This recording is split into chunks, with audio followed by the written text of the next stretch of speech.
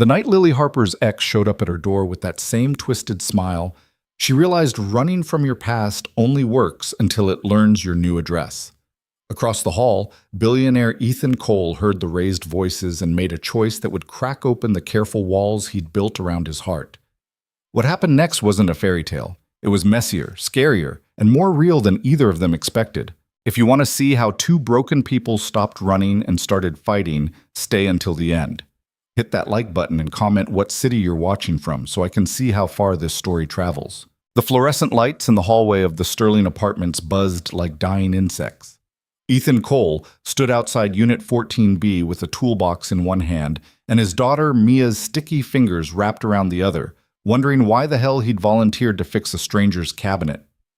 "Daddy, why does that lady live in a smaller apartment than us?" Mia asked, her voice carrying down the corridor with the brutal honesty only a 6-year-old could manage. "Because not everyone has the same amount of money, sweetheart. We talked about this." "But you have lots of money. You could give her some." Ethan sighed. "It doesn't work that way. Except lately he'd been thinking maybe it should. Or at least maybe he should stop pretending the world beyond his penthouse didn't exist. 3 years of emotional lockdown had seemed like good parenting after the divorce. Keep things stable, predictable, safe. But Mia was starting to notice the emptiness, starting to ask questions he couldn't answer without lying.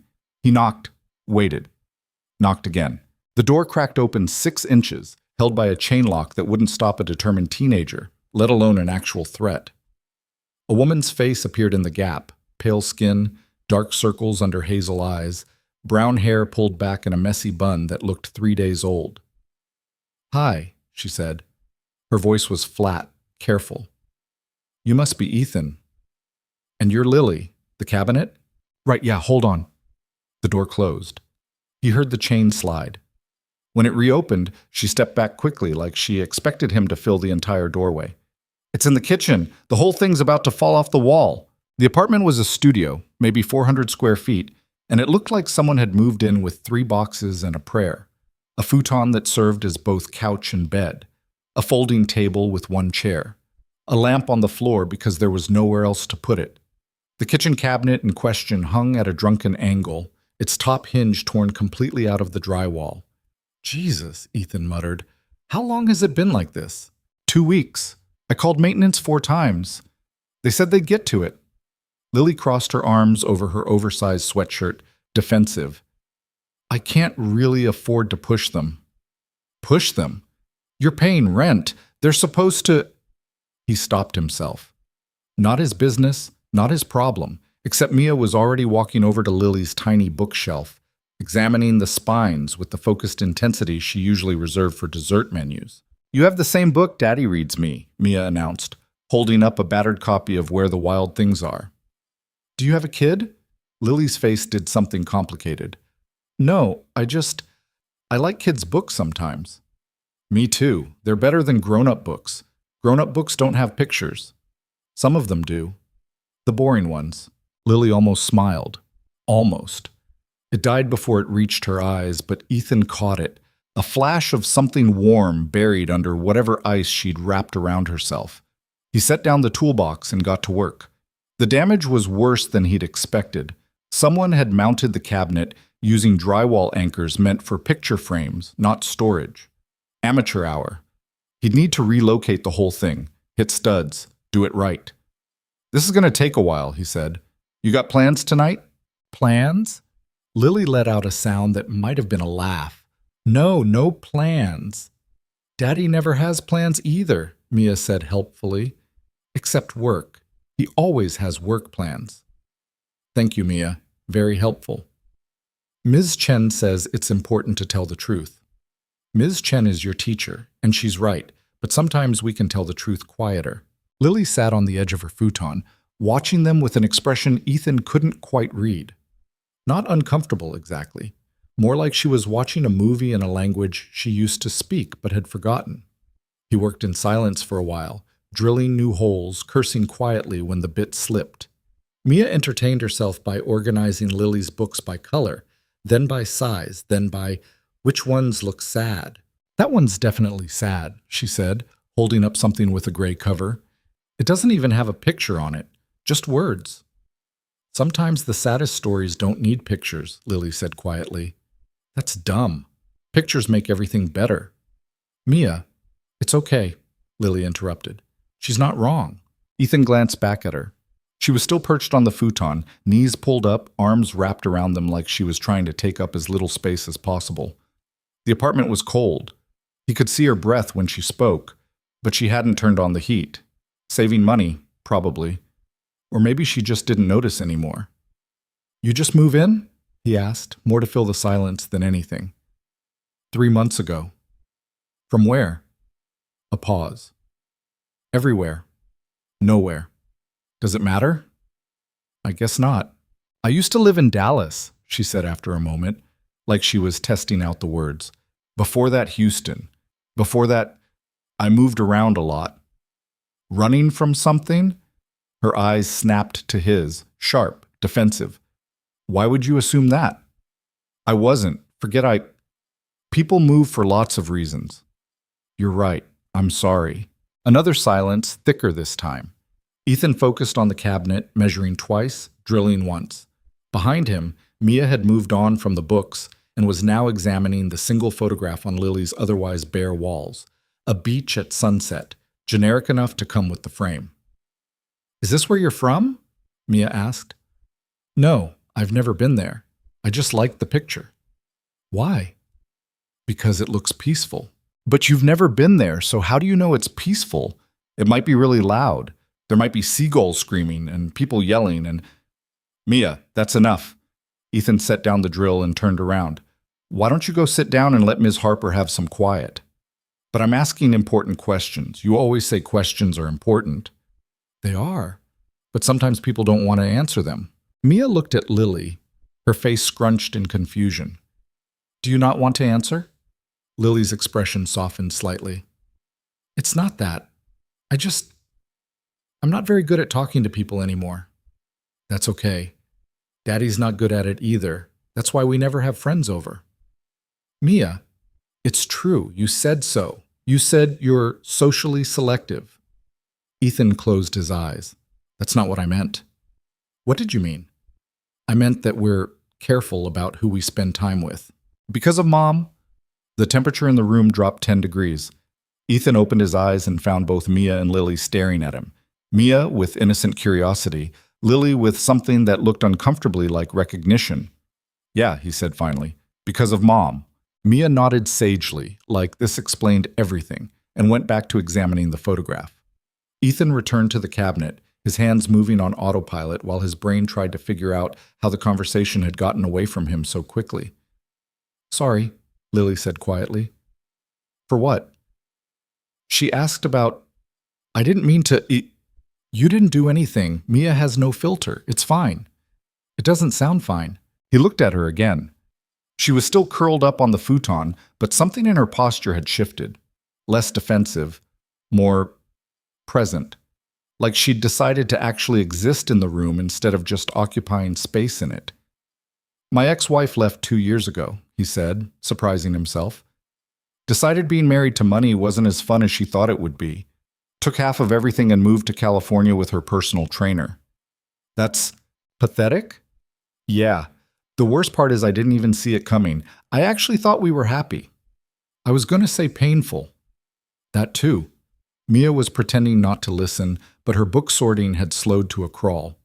Ethan made a mental note to have another conversation with her later about Mom, trust, and why Daddy sometimes said too much to strangers. What about you? He asked. What's your story? Lily's face closed down immediately. I don't have one. Everyone has one. Mine's boring. Try me. Why do you care? Good question. Why did he care? He'd spent 2 years perfecting the art of not caring, of keeping his world small and manageable. Work, Mia, sleep, repeat. No complications, no variables, no risk. But something about this woman, this stranger across the hall with her empty apartment and careful words, made him want to break his own rules. Because you fixed Mia's toy last week, he said finally. The stuffed rabbit. She dropped it in the hallway and you sewed the ear back on. Lily blinked. That was nothing. It was something to her, and you didn't have to do it. You could have just handed it back. The ear was hanging by a thread. It would have fallen off. See, that's what I mean. You noticed. Most people wouldn't have noticed. Most people aren't. She trailed off, shaking her head. Never mind. Aren't what? Nothing. Forget it. He wanted to push, but Mia chose that moment to announce she needed to use the bathroom, and by the time he'd walked her down the hall to their apartment and back, the moment had passed. Lily had retreated behind her walls again, answering his questions about the cabinet with one-word responses while staring at her phone like it held the secrets of the universe. It took another 40 minutes to get the cabinet properly mounted. When he finished, Lily stood and inspected his work with the kind of careful attention that suggested she was used to things being done poorly. "It's solid," she said. "It'll hold." "Thank you. I can pay you." "Don't." "But you spent 2 hours." "I spent 2 hours fixing something that should have been fixed 3 months ago when you moved in. If anyone owes anyone anything, it's your landlord owing you." He started packing up his tools, then paused. "You know you have rights as a tenant, right? They can't just ignore maintenance requests." "I know." "Then why?" "Because I can't afford to make waves. I'm barely affording this place as it is, and if they decide I'm a problem tenant..." She shrugged. "There are 50 people waiting for this apartment. They don't need me." "That's illegal." "That's reality." Ethan wanted to argue, to tell her she was wrong, to fix this the way he'd fixed the cabinet. But he recognized that look in her eyes. The same look he saw in the mirror every morning. The look of someone who'd learned that the world didn't care about fair, only about power, and that sometimes survival meant swallowing your pride and keeping your head down. "Well," he said instead, "if anything else breaks, let me know. I'm across the hall anyway." "You really don't have to." "I know, but I'm going to." She studied him for a long moment, like she was trying to figure out the catch. Finally, she nodded. "Okay, thank you." "Daddy, can we go now? I'm hungry." "Yeah, we can go." He hefted the toolbox and headed for the door, Mia trailing behind him. At the threshold, he turned back. "Hey, Lily?" "Yeah?" "That picture on your wall, the beach?" "What about it?" "Mia's right. You can't know if it's peaceful just from looking at it. But you can decide that's what it means to you. That's allowed." Lily's expression flickered, confusion, then something that might have been gratitude. "I'll try to remember that." The next time Ethan saw Lily was 4 days later, on a Tuesday night at 11:30. He was coming back from the corner store with a gallon of milk and a bottle of whiskey he had no intention of opening, and she was standing in the hallway outside her door, staring at her phone like it had just delivered devastating news. "Everything okay?" he asked. She jumped, nearly dropping the phone. "Jesus, you scared me." "Sorry, didn't mean to. You look..." "Fine, I'm fine." She wasn't fine. Her hands were shaking. Her face had gone sheet white, and when she tried to unlock her door, it took her 3 attempts to get the key in the hole. "Lily, I said I'm fine." The door swung open and she disappeared inside, closing it firmly behind her. Not a slam, but close. Ethan stood in the hallway for a moment, debating whether to knock, then decided against it. Not his business, not his problem. He made it exactly 3 steps toward his own apartment before he heard the sound. A choked sob, quickly muffled. Then another. Then silence. Fuck. He set down the milk and whiskey and knocked on her door. "Lily? I'm coming in if you don't answer." "Go away." "Can't do that." "Why not? You don't even know me." "I know you're crying alone in a studio apartment at midnight. That's enough." Silence. Then the door opened a crack. Lily's face appeared, eyes red, cheeks wet. "This isn't your problem." "I know." "Then why are you still here?" Good question, great question. The smart move would be to back off, go home, pour the whiskey he'd sworn he wouldn't open. But Mia's words from earlier that week kept rattling around in his head. "You said you're socially selective," which was a nice way of saying isolated, which was a nice way of saying afraid. "Because I think we're both really good at pretending we're fine when we're not," Ethan said. "And I think maybe it'd be nice to stop pretending, just for tonight." Lily stared at him for a long moment. Then, without a word, she stepped back and let him in. The apartment was dark except for the glow from her phone, which was lying face up on the futon. From where Ethan stood, he could see a text message thread, but he deliberately didn't read it. Instead, he sat down on the floor, The futon was clearly her space, and waited. Lily sat across from him, pulling her knees to her chest again. That seemed to be her default position. Small, contained, safe. "It's my ex," she said finally. "He found me." "Found you?" "I've been moving around for 18 months trying to make sure he couldn't. Changed my number twice. Deleted all my social media. Paid rent in cash so there wouldn't be a paper trail. And he still—" She gestured at the phone. "He sent me a message on this app I forgot I had. Just, 'I know where you are.'" Ethan's jaw tightened. "Did you call the police?" "And tell them what? That my ex-boyfriend texted me? They can't do anything unless he threatens me, and he's too smart for that. He knows exactly how to stay just inside the legal line." "Restraining order?" "I tried. The judge said there wasn't enough evidence of ongoing harassment." She laughed, bitter. Apparently moving to 3 different cities in 18 months to get away from someone doesn't count as evidence. That's insane. That's the system. Ethan ran a hand through his hair, trying to think. This was beyond his expertise. He knew how to build companies, manage portfolios, negotiate contracts. He had no idea how to fight whatever ghost was haunting this woman. "What's he want?" he asked. "Same thing he's always wanted, control. He can't stand that I left, that I chose myself over him. So he spends his time reminding me that I'm never really free." "You could move again."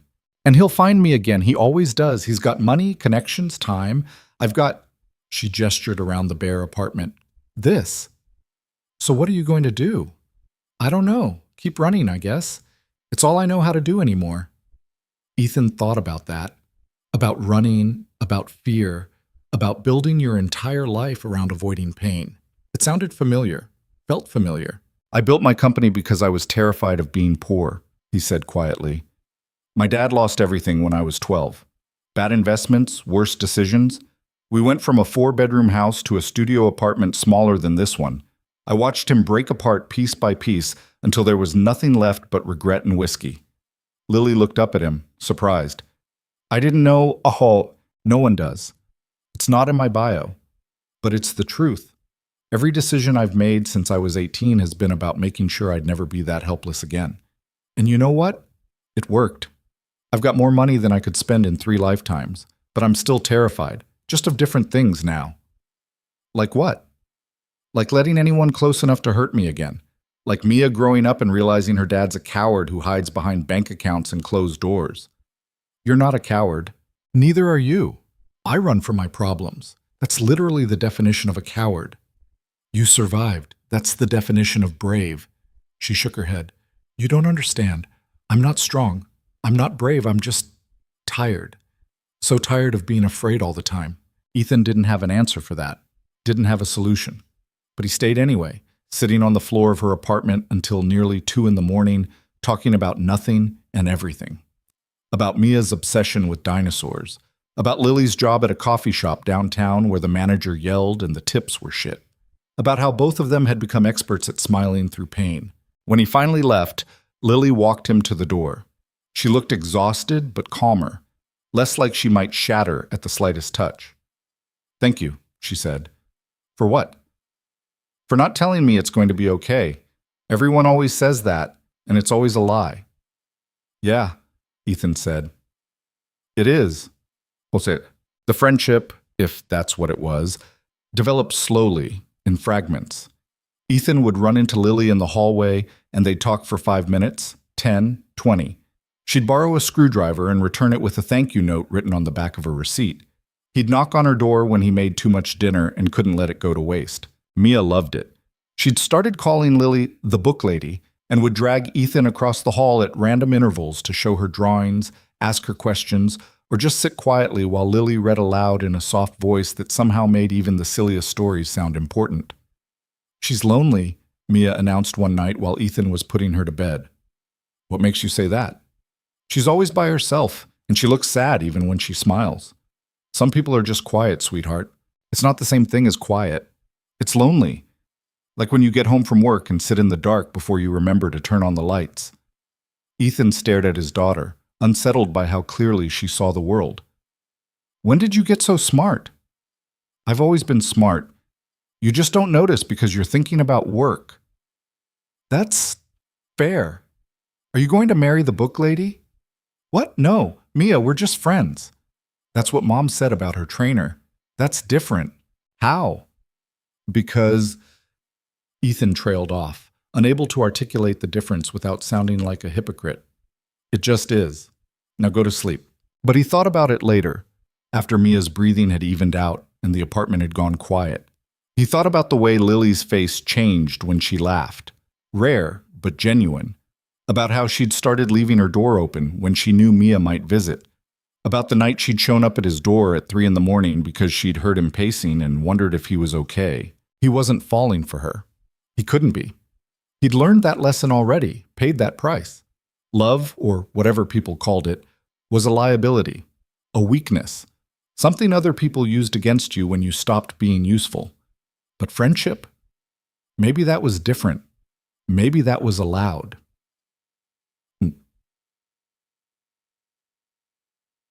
3 weeks after the text from her ex, Lily knocked on Ethan's door with a bottle of cheap wine and a question. Do you know how to change a tire? Ethan blinked. What? A tire. On a car. I got a flat and I have no idea what I'm doing. You drove here on a flat? No, it's parked 2 blocks away. I walked here because I didn't know who else to ask, and Google made it look complicated, and... She stopped, took a breath. Can you help me or not? Yeah, of course. Let me grab my coat. They walked to her car in silence, breath fogging in the cold November air. Lily's car turned out to be a 15-year-old Honda Civic with a dented bumper and a passenger window held together with duct tape. The flat was on the rear driver's side, completely shredded. Jesus, what did you hit? I don't know. I heard a pop and then it started pulling to the left. Ethan knelt down to examine the damage. The tire was toast, but the rim looked okay. You have a spare? I think so. It came with the car. They popped the trunk and found the spare. One of those useless donuts that looked like it couldn't support the weight of a strong sneeze. Ethan pulled it out along with the jack and got to work, explaining each step as he went. Lily watched intently, asking questions, taking mental notes. Why are you learning this? He asked as he tightened the lug nuts. Because I can't afford to pay someone every time something breaks, and I can't keep asking you for help. I don't mind. I mind. He glanced up at her. She was serious. No trace of pride or defensiveness, just simple truth. Why? Because I spent 3 years relying on someone else to fix things for me, and when that person turned into a nightmare, I realized I didn't know how to do anything by myself. I couldn't change a tire or wire a plug or even open a jar without asking for help. And he loved that I needed him. So now you're learning. Now I'm learning.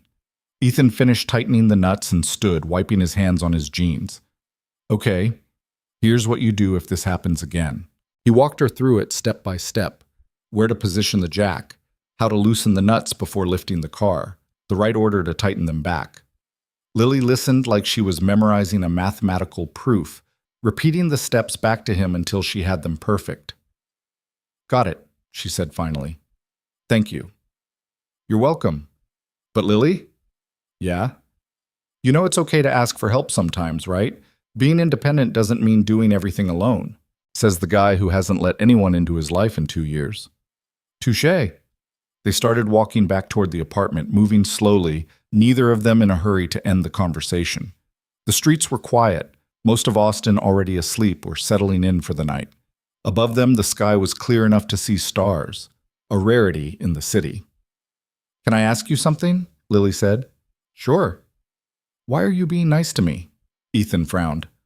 What kind of question is that? A serious one. You're a billionaire. You could live anywhere, do anything. Instead, you're fixing my cabinets and changing my tires and letting your daughter hang out in my depressing studio apartment. Why? Maybe I like your depressing studio apartment. Ethan, he sighed. Honestly, I don't know. At first it was just, Mia liked you, and you seemed like you could use a friend. But then I started realizing that I could use a friend too, that I'd turned into this person who only existed in 2 dimensions, dad and CEO, and forgot there were supposed to be other parts. And I'm helping with that? Yeah, you are. Lily was quiet for a moment. Then, your ex-wife was an idiot. Ethan laughed, a real laugh, the first one in weeks. Thanks. I'm serious. Anyone who'd walk away from you and Mia, she had her reasons. Shitty ones. Maybe, but I wasn't easy to be married to. I worked 80-hour weeks, never took vacations, treated every conversation like a board meeting. She used to say I'd rather solve problems than feel them. Is she wrong? No, but I'm trying to be better. Why? Because Mia deserves better, and because... He paused, choosing his words carefully. Because I think maybe I do too. They'd reached the apartment building. Lily stopped at the entrance, one hand on the door. Ethan? Yeah? I'm glad you're my neighbor. It was such a simple statement, so earnest and unguarded that it hit him harder than it should have. He thought about all the calculated relationships in his life, business partners, investors, lawyers, nannies, and realized how rare it was to hear something that didn't have an angle attached to it. I'm glad you're mine too, he said. Amount. The breaking point came on a Friday night in early December. Ethan had just gotten Mia to bed when he heard shouting in the hallway. Male voice, angry. Female voice, scared. He was out the door in seconds. Lily's ex stood outside her apartment, one hand braced against the doorframe, blocking her exit. He was tall, expensive suit, the kind of handsome that knew it and weaponized it. When he saw Ethan, his expression shifted from anger to amusement. Can I help you? He asked, voice dripping with false politeness. You can leave, Ethan said flatly. This is a private conversation. Doesn't look private, looks like harassment. The ex, Lily had never told Ethan his name, smiled. It didn't reach his eyes. And who the fuck are you? The boyfriend? Neighbor, and you're trespassing. I'm visiting my girlfriend. Ex-girlfriend, Lily said quietly. She was pressed against her door, arms wrapped around herself. We broke up. You know we broke up. We had a disagreement. That's not breaking up. I moved 3 cities away. That's breaking up. You were being dramatic. You always get dramatic when you're upset. Ethan felt his hands curl into fists. He forced them to relax. Violence wouldn't help. Violence would make everything worse. She asked you to leave, he said, keeping his voice level. So leave. Or what? Or I call the police and let them know there's someone harassing a tenant in my building. Your building? The ex laughed. You own this shithole? No, but I know the owner, and I know he doesn't appreciate people showing up uninvited and threatening residents. It was a bluff. Ethan had never met the building owner, but the ex didn't need to know that. What mattered was that he believed it. And judging by the way his smile faltered, he did. This isn't over, Lily, he said, turning back to her. You can't just run away from what we had. What we had? Lily's voice shook, but there was steel underneath. We didn't have anything. You had control. I had fear. That's not a relationship. You ungrateful. Time's up, Ethan interrupted. Leave. Now. For a moment, it could have gone either way. The ex looked at Lily, then at Ethan, calculating odds and outcomes. Finally, he stepped back, hands raised in mock surrender. Fine. I'll go. But this isn't over. Yeah, it is, Lily said quietly. I'm done running, and I'm done being afraid of you. Something flickered across the ex's face. Surprise, maybe? Or anger. But he didn't argue, just turned and walked away, his footsteps echoing down the hallway until they faded into nothing. Ethan waited until he heard the front door close before turning to Lily. She was crying silently, tears streaming down her face while her shoulders shook. Hey, he said softly. You're okay. He's gone. He'll come back. Then we'll handle it again. We? Yeah, we. Lily looked at him, really looked at him, and something in her expression broke open. Not shattered, opened. Like a door she'd been keeping locked had finally swung wide. I don't know how to do this, she whispered. Do what? Trust someone. Let someone help. I keep waiting for the moment when you realize I'm too much work and walk away. I'm not walking away. You don't know that. Yeah, Ethan said. I do. And for the first time since his divorce, since his father's collapse, since he'd learned that love was just another word for leverage, he meant it. He didn't have a plan, didn't have a strategy, but he knew, with the kind of certainty that bypassed logic entirely, that he wasn't going to abandon this woman. Not tonight. Not tomorrow. Not ever. Lily must have seen something in his face because she nodded slowly. Okay. Okay? Okay, I believe you. She wiped her eyes, took a shaky breath. Thank you for being here, for not letting him. You don't have to thank me. Yes, I do. Because you didn't have to step in. You could have ignored it.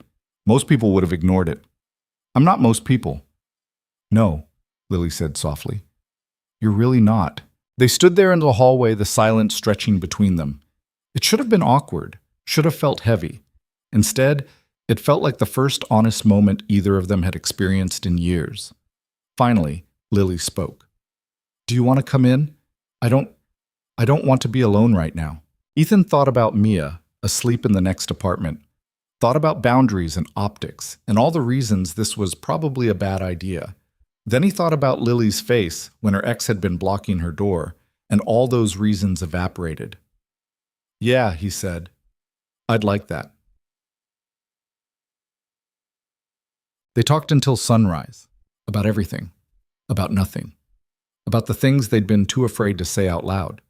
Lily told him about meeting her ex in college, about how charming he'd been at first, how slowly the charm had curdled into control, how by the time she realized what was happening, she'd been so isolated from friends and family that leaving felt impossible. Ethan told her about his marriage, about how his wife had accused him of loving his company more than her, and how he'd never been able to prove her wrong, about the guilt of knowing Mia was growing up in a broken home because he'd been too obsessed with success to notice his marriage was dying. Do you think we're broken? Lily asked as the sky turned pink outside her window. I think we're human. That's not an answer. Yeah, it is. Everyone's broken in some way. The question is whether you let it define you or whether you build something new around it. Is that what we're doing? Building something new?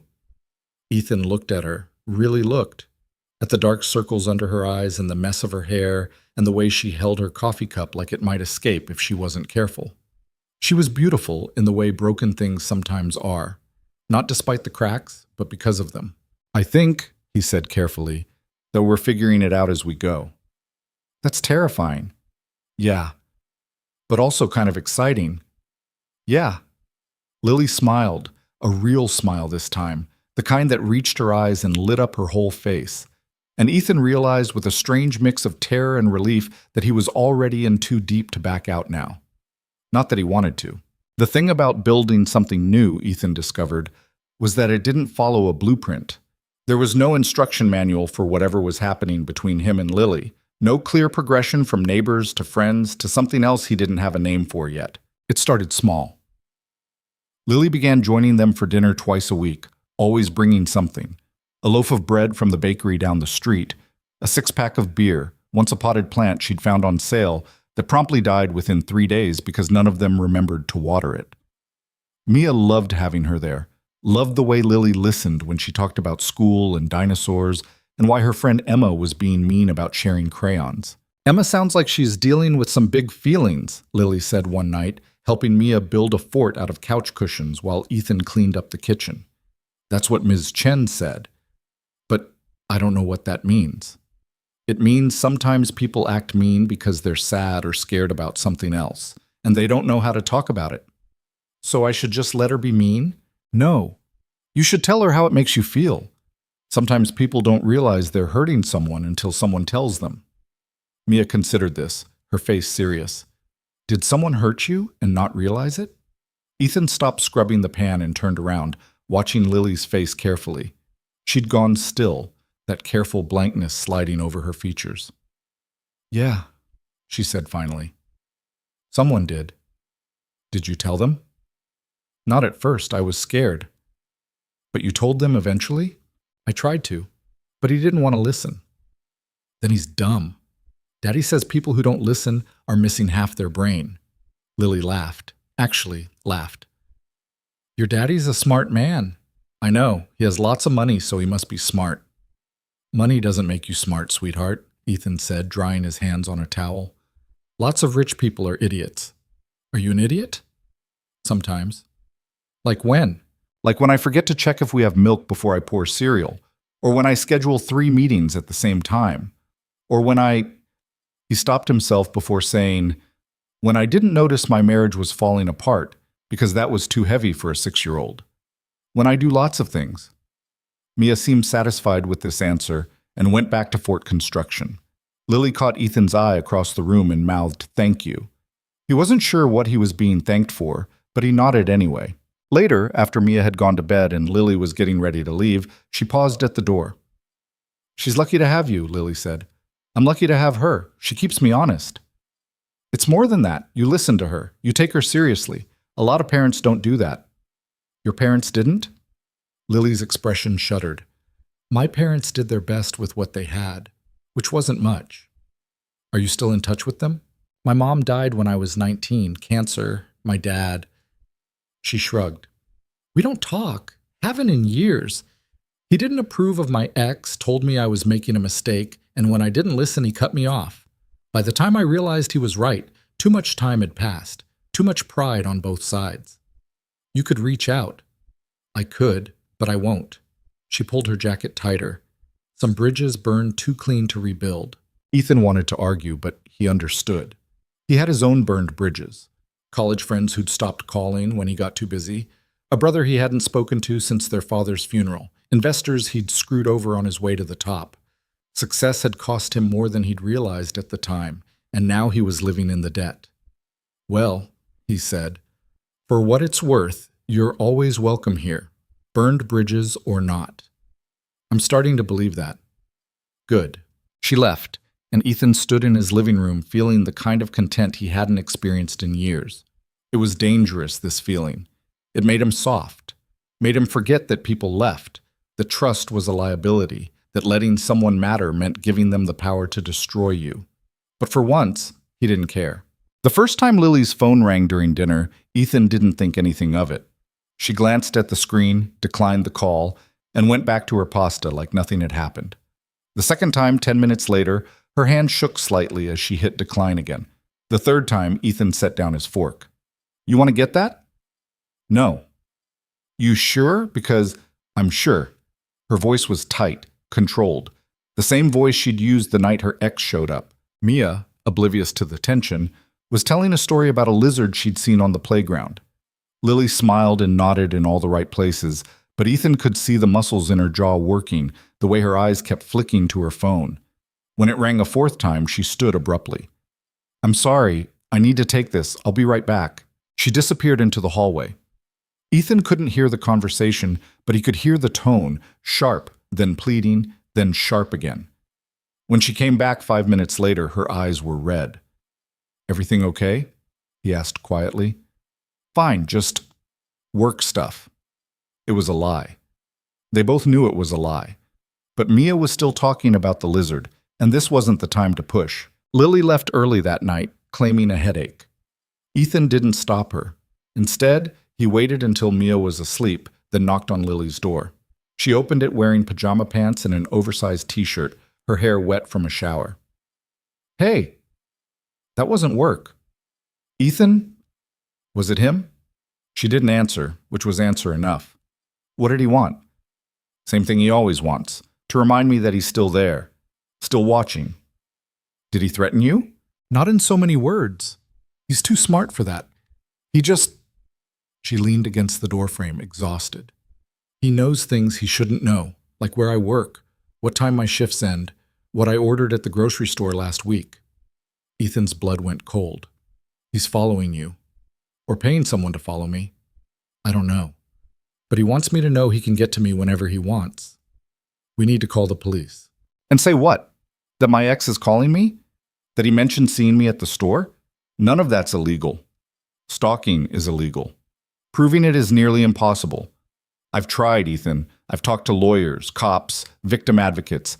Everyone says the same thing. Until he does something physical, there's nothing they can do. So we just wait until he hurts you? We don't do anything. This is my problem." "Like hell it is." Lily's eyes flashed. "You're not responsible for me. You're not my boyfriend or my husband or I'm your friend, and friends don't let friends deal with stalkers alone. You have Mia to think about. I'm not dragging you into my mess." "Too late. I'm already in it." They stared at each other, both stubborn, both afraid. Finally, Lily's shoulders sagged. "I don't know what to do," she admitted. "I've tried everything I can think of. Changed my number again, but he still found a way. I can't keep moving. I can't afford it. And even if I could, what's the point? He'll just find me again. Then we stop running. And do what? Document everything, every call, every text, every time you see him or think someone's following you. Build a case so airtight that the cops have to take it seriously. That could take months. So we take months. You keep saying we. Yeah, I do. Lily looked at him for a long moment, something complicated moving across her face. Fear, hope, disbelief. Why are you doing this? Because someone should have done it for you a long time ago. Because you deserve to feel safe. Because he stopped, suddenly aware of how close they were standing, how the hallway light caught in her hair, how easy it would be to lean forward and, no, not now, not like this. Because you're my friend, he finished lamely. Right. Your friend. Yeah. Okay. She nodded slowly. Okay. We'll document everything, build a case, and if it doesn't work, it'll work. You don't know that. No, but I'm choosing to believe it anyway. Something in Lily's expression softened. You're an optimist. I didn't expect that. I'm not an optimist, I'm just stubborn. There's a difference? Probably not. She almost smiled. Almost. Thank you, Ethan. Stop thanking me. I can't. You keep doing things worth thanking you for. He wanted to kiss her. The realization hit him like a truck. Sudden, undeniable, terrifying. He wanted to kiss her and tell her everything would be okay, and promise things he had no business promising. Instead, he took a step back. Get some sleep. We'll figure this out tomorrow. Tomorrow, she echoed. He made it halfway to his door before she called his name. Yeah? If you change your mind about helping, about any of this, I'll understand. I won't be angry. I need you to know that. I'm not changing my mind. Okay. Good night, Lily. Good night. He went back to his apartment and poured himself 2 fingers of the whiskey he'd bought weeks ago and still hadn't opened. Then he sat in the dark, thinking about burned bridges and second chances and all the ways this could go wrong. The following Tuesday, Lily showed up at Ethan's office downtown.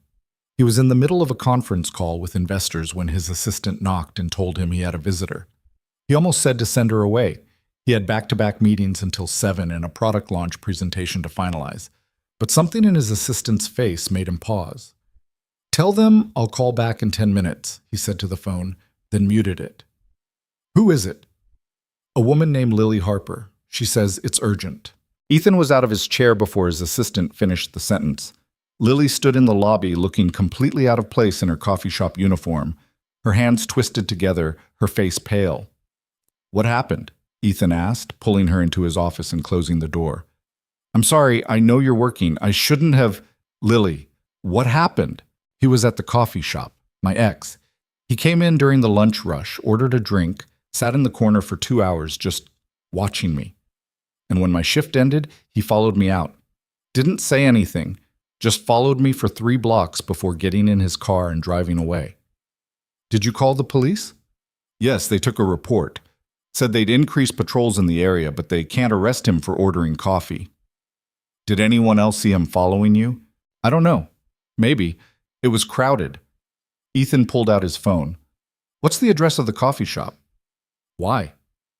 Because there might be security cameras. If we can get footage of him following you, that's evidence.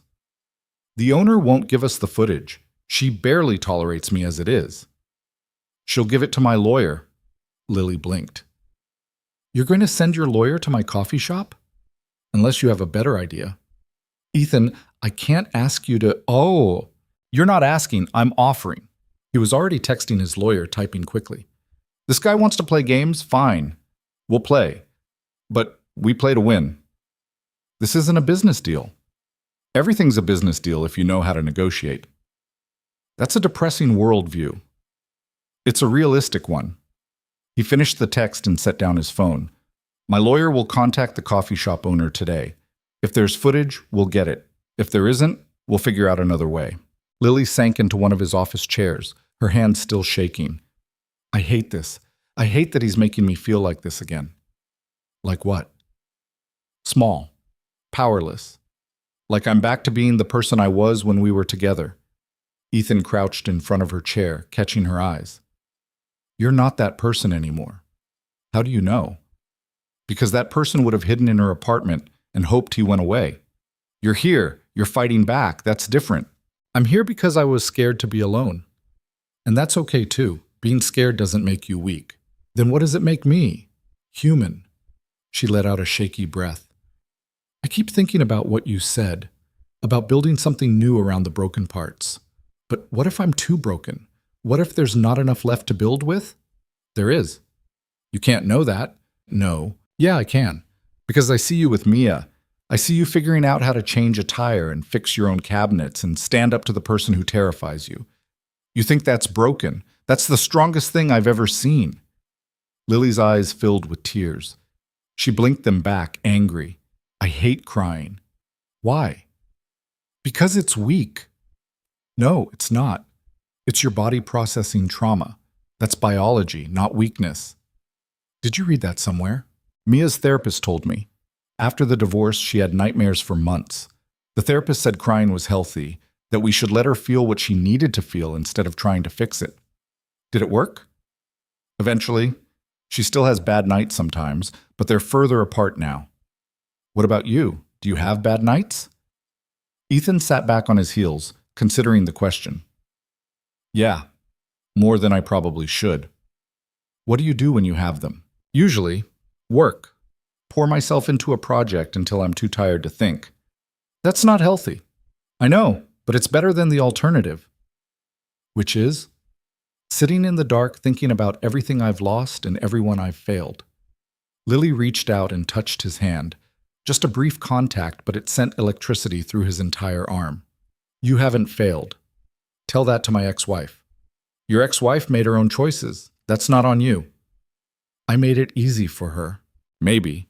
But she still chose to leave instead of fighting for what you had. That's her failure, not yours. Ethan looked at their hands, hers small and pale, his larger and marked with old scars from building furniture and fixing things. He should pull away, should maintain professional boundaries, should remember all the reasons this was complicated. He didn't move. I should let you get back to work, Lily said finally. You don't have to leave. Yes, I do. You have meetings, investors, a whole company depending on you. They can wait 10 more minutes. Ethan, please, just stay, just for a little while. So she did. They sat in his office while the city hummed outside, talking about nothing important, about the weather and traffic and the new restaurant opening down the street, about Mia's upcoming school play and whether Lily thought she should try out for the lead role. She's got the personality for it, Lily said, but she might be too nervous. She's never nervous. Everyone's nervous about something. She just hides it better than most kids. She gets that from me. The hiding or the nervousness? Both. When Lily finally left, Ethan's assistant informed him he'd missed 3 meetings and his investors were pissed. He didn't care. For the first time in his professional life, something mattered more than the bottom line. It was terrifying. The footage from the coffee shop came through 2 days later. Ethan's lawyer had it enhanced and time-stamped, showing clearly that Lily's ex had entered the shop, ordered a single coffee, and spent the next 2 hours watching Lily work. The footage from the street cameras showed him following her for 3 blocks before she turned into a convenience store and he walked to his car. It's not enough for an arrest, the lawyer said over the phone. But it's a start. If he does anything else, anything at all, we have a pattern of behavior. What counts as anything else? Another in-person contact, more phone calls, showing up at her apartment. The more we document, the stronger the case. So we just wait for him to escalate? Unfortunately, yes. That's how these cases work. Ethan wanted to put his fist through the wall. Instead, he thanked his lawyer and hung up. That night, he took Lily to dinner. Not at his apartment, not at hers, but at a real restaurant with tablecloths and wine glasses and food that cost more than Lily probably made in a week. This is too much, she said, looking at the menu. It's dinner. This is a mortgage payment. Then it's a good thing you're not paying. Ethan, Lily, let me do this, please. She set down the menu and looked at him across the table. Why? Because you've had a shit week and you deserve something nice. That's not a reason. What do you want me to say? The truth. The truth. The truth was complicated and messy and involved feelings he wasn't ready to name. The truth was that he looked forward to seeing her every day, that Mia talked about her constantly, that his apartment felt empty when she wasn't there. The truth was that he was falling for her, and it scared the hell out of him. The truth, he said carefully, is that I like spending time with you, and I wanted to take you somewhere nice. That's it. That's it? That's it. She studied him for a long moment, then nodded. Okay, thank you. They ordered. Lily chose the cheapest thing on the menu despite Ethan's protests, and they talked about safe topics. Work, Mia, the weather. But underneath it all was a current neither of them acknowledged, a pull that grew stronger every time their eyes met. Halfway through dessert, Lily's phone buzzed. She glanced at it, and all the color drained from her face. What? Ethan asked. She turned the phone around. A text from an unknown number. Nice dress. Red looks good on you. Ethan looked up sharply, scanning the restaurant. Is he here? I don't know. I don't see him. Come on. He threw down his credit card without waiting for the check, grabbed Lily's hand, and pulled her toward the exit. The valet brought his car around in less than a minute, and they were on the road before Lily could catch her breath. We should call the police, she said. We will, from my apartment, where there are locks and security cameras. He knows where I live. Then you stay with me tonight. Ethan, I'm not negotiating this. You're not going back to your apartment alone. She didn't argue, just sat in the passenger seat, staring at her phone like it might explode. Back at his apartment, Ethan called the police and filed another report. They said the same thing they always said. Document everything. Stay vigilant. Call if he makes direct contact. Useless bureaucratic bullshit that helped no one. After they hung up, Lily sat on his couch, looking smaller than ever. I'm sorry. For what? For ruining dinner, for dragging you into this, for... Stop. Ethan sat beside her. You didn't ruin anything, and you're not dragging me anywhere I don't want to be. You say that now, but eventually you'll get tired of this. Of me, of dealing with my crazy ex and my problems and... Lily. He waited until she looked at him. I'm not going anywhere. You can't promise that. Yes, I can. No one can promise that. People leave. People always leave. I'm not people. Everyone says that. She was right. Everyone did say that. And most of them were lying. But Ethan wasn't most people, and he wasn't lying. I spent 2 years building walls, he said quietly. After my divorce, after watching my marriage implode, I decided it was safer to be alone. Easier. I had Mia, I had my work. I didn't need anything else. And then you moved in across the hall, and suddenly those walls started feeling less like protection and more like a prison. Ethan, I'm not saying this to make you uncomfortable. I'm saying it because you need to know that you're not a burden. You're not an obligation. He paused, searching for the right words. You're the first person in years who's made me want to be more than just functional, and I'm not walking away from that. Lily's eyes filled with tears again. This time she didn't fight them. I don't know how to do this. Do what? Trust someone. Let someone in. Every time I've done it before, it's ended badly. Maybe this time will be different. Or maybe it won't. Maybe I'll screw it up. Maybe you'll realize I'm too damaged and... You're not damaged. You're surviving. There's a difference. Is there? Yeah, damage implies you're broken beyond repair. Surviving means you're still fighting, still choosing to be here. That's not damage. That's strength. She leaned against him then, her head on his shoulder, her body shaking with silent sobs. Ethan wrapped his arms around her and held on, wishing he could fight her battles for her, knowing he couldn't, hating every second of his own helplessness. Thank you, she whispered eventually. For what?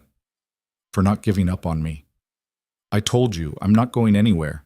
And in that moment, sitting on his couch with this broken, brave woman in his arms, Ethan made a decision. He was done running from connection, done hiding behind work and money and carefully constructed walls.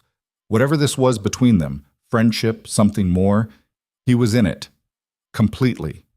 Terrifyingly. For as long as she'd let him be, outside the city lights glittered like fallen stars. Inside, two people who'd spent years running from their pasts finally stopped long enough to catch their breath. It wasn't perfect. It wasn't easy. But it was real. And for now, that was enough. Lily woke up on Ethan's couch with a blanket she didn't remember pulling over herself and the smell of coffee drifting from the kitchen. For a moment, she forgot where she was, forgot why she was there. Then it all came rushing back, the text at dinner, the panic. Ethan's hand wrapped around hers as they left the restaurant. She sat up, rubbing her eyes. Through the doorway, she could see Ethan moving around the kitchen, still in yesterday's clothes, his hair sticking up in ways that suggested he hadn't slept much either. "Morning," she said, her voice rough. He turned, a mug in each hand. "Hey, coffee? Please?" He brought it over, sitting in the chair across from her. The distance felt deliberate, careful, like he was giving her space to breathe. "What time is it?" she asked. "Almost 7. Mia's still asleep. She usually crashes until 8 on weekends." "It's Saturday?" "Yeah." Lily had lost track of days. That happened sometimes when fear took over. Time stopped making sense. Everything blurred together into one long stretch of waiting for the next bad thing to happen. "I should go," she said, but she didn't move. "You don't have to." "I can't hide here forever." "Why not?" She looked at him over the rim of her mug. He was serious. "Because you have a life, a daughter, a company to run.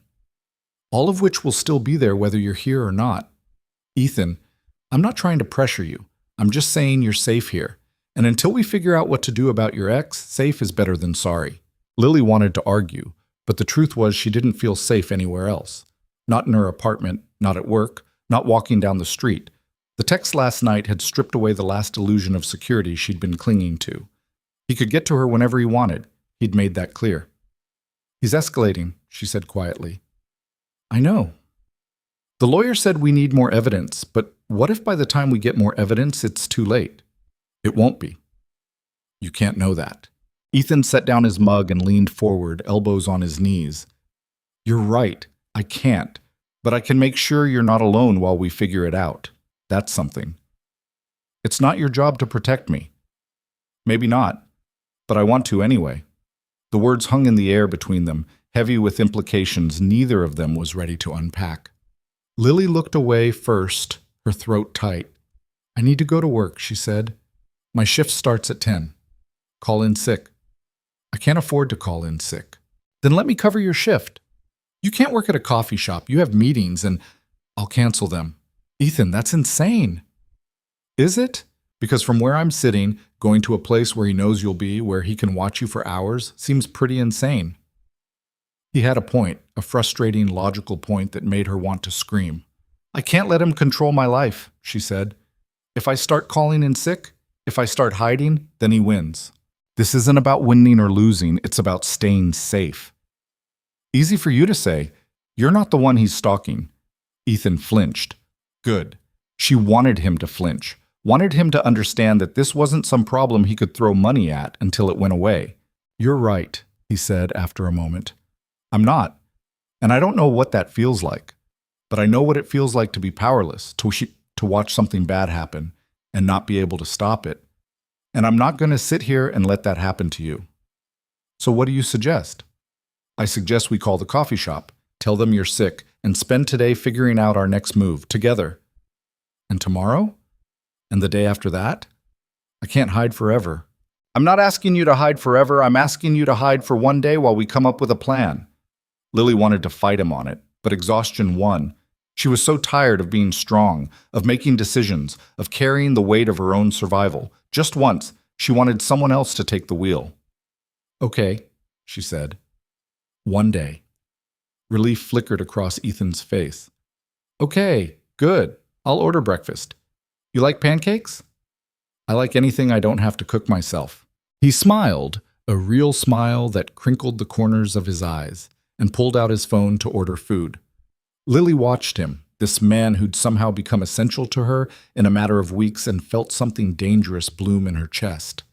Hope. Terrifying, stupid hope. By the time Mia woke up, they had a plan. Sort of. Ethan had called his lawyer again, who suggested they file for a restraining order based on the accumulated evidence. It was a long shot. Judges rarely granted them for harassment that didn't include direct threats. But it was something. "What happens if the judge says no?" Lily asked. "Then we try something else." "Like what?" I don't know yet, but we'll figure it out. Mia appeared in the doorway wearing her favorite dinosaur pajamas, rubbing her eyes. Why is Lily here? She stayed over last night, Ethan said. We had a late dinner and it got too late for her to go home. Can she stay forever? Mia, what? I like when she's here. It's less boring. Lily laughed despite herself. I'm not boring. You're the opposite of boring. You tell good stories and you don't talk about work stuff all the time like Daddy does. I don't talk about work all the time, Ethan protested. Yes, you do. Yesterday you spent 20 minutes on the phone talking about something called quarterly projections. That's boring. Quarterly projections pay for your dinosaur pajamas. Then they're useful and boring. Ethan looked at Lily with an expression that said, "See what I deal with?" Lily just shrugged. The kid had a point. They spent the morning being deliberately normal. Pancakes with too much syrup. Cartoons that made no sense to adults. Mia building elaborate structures out of blocks while providing detailed backstories for each piece.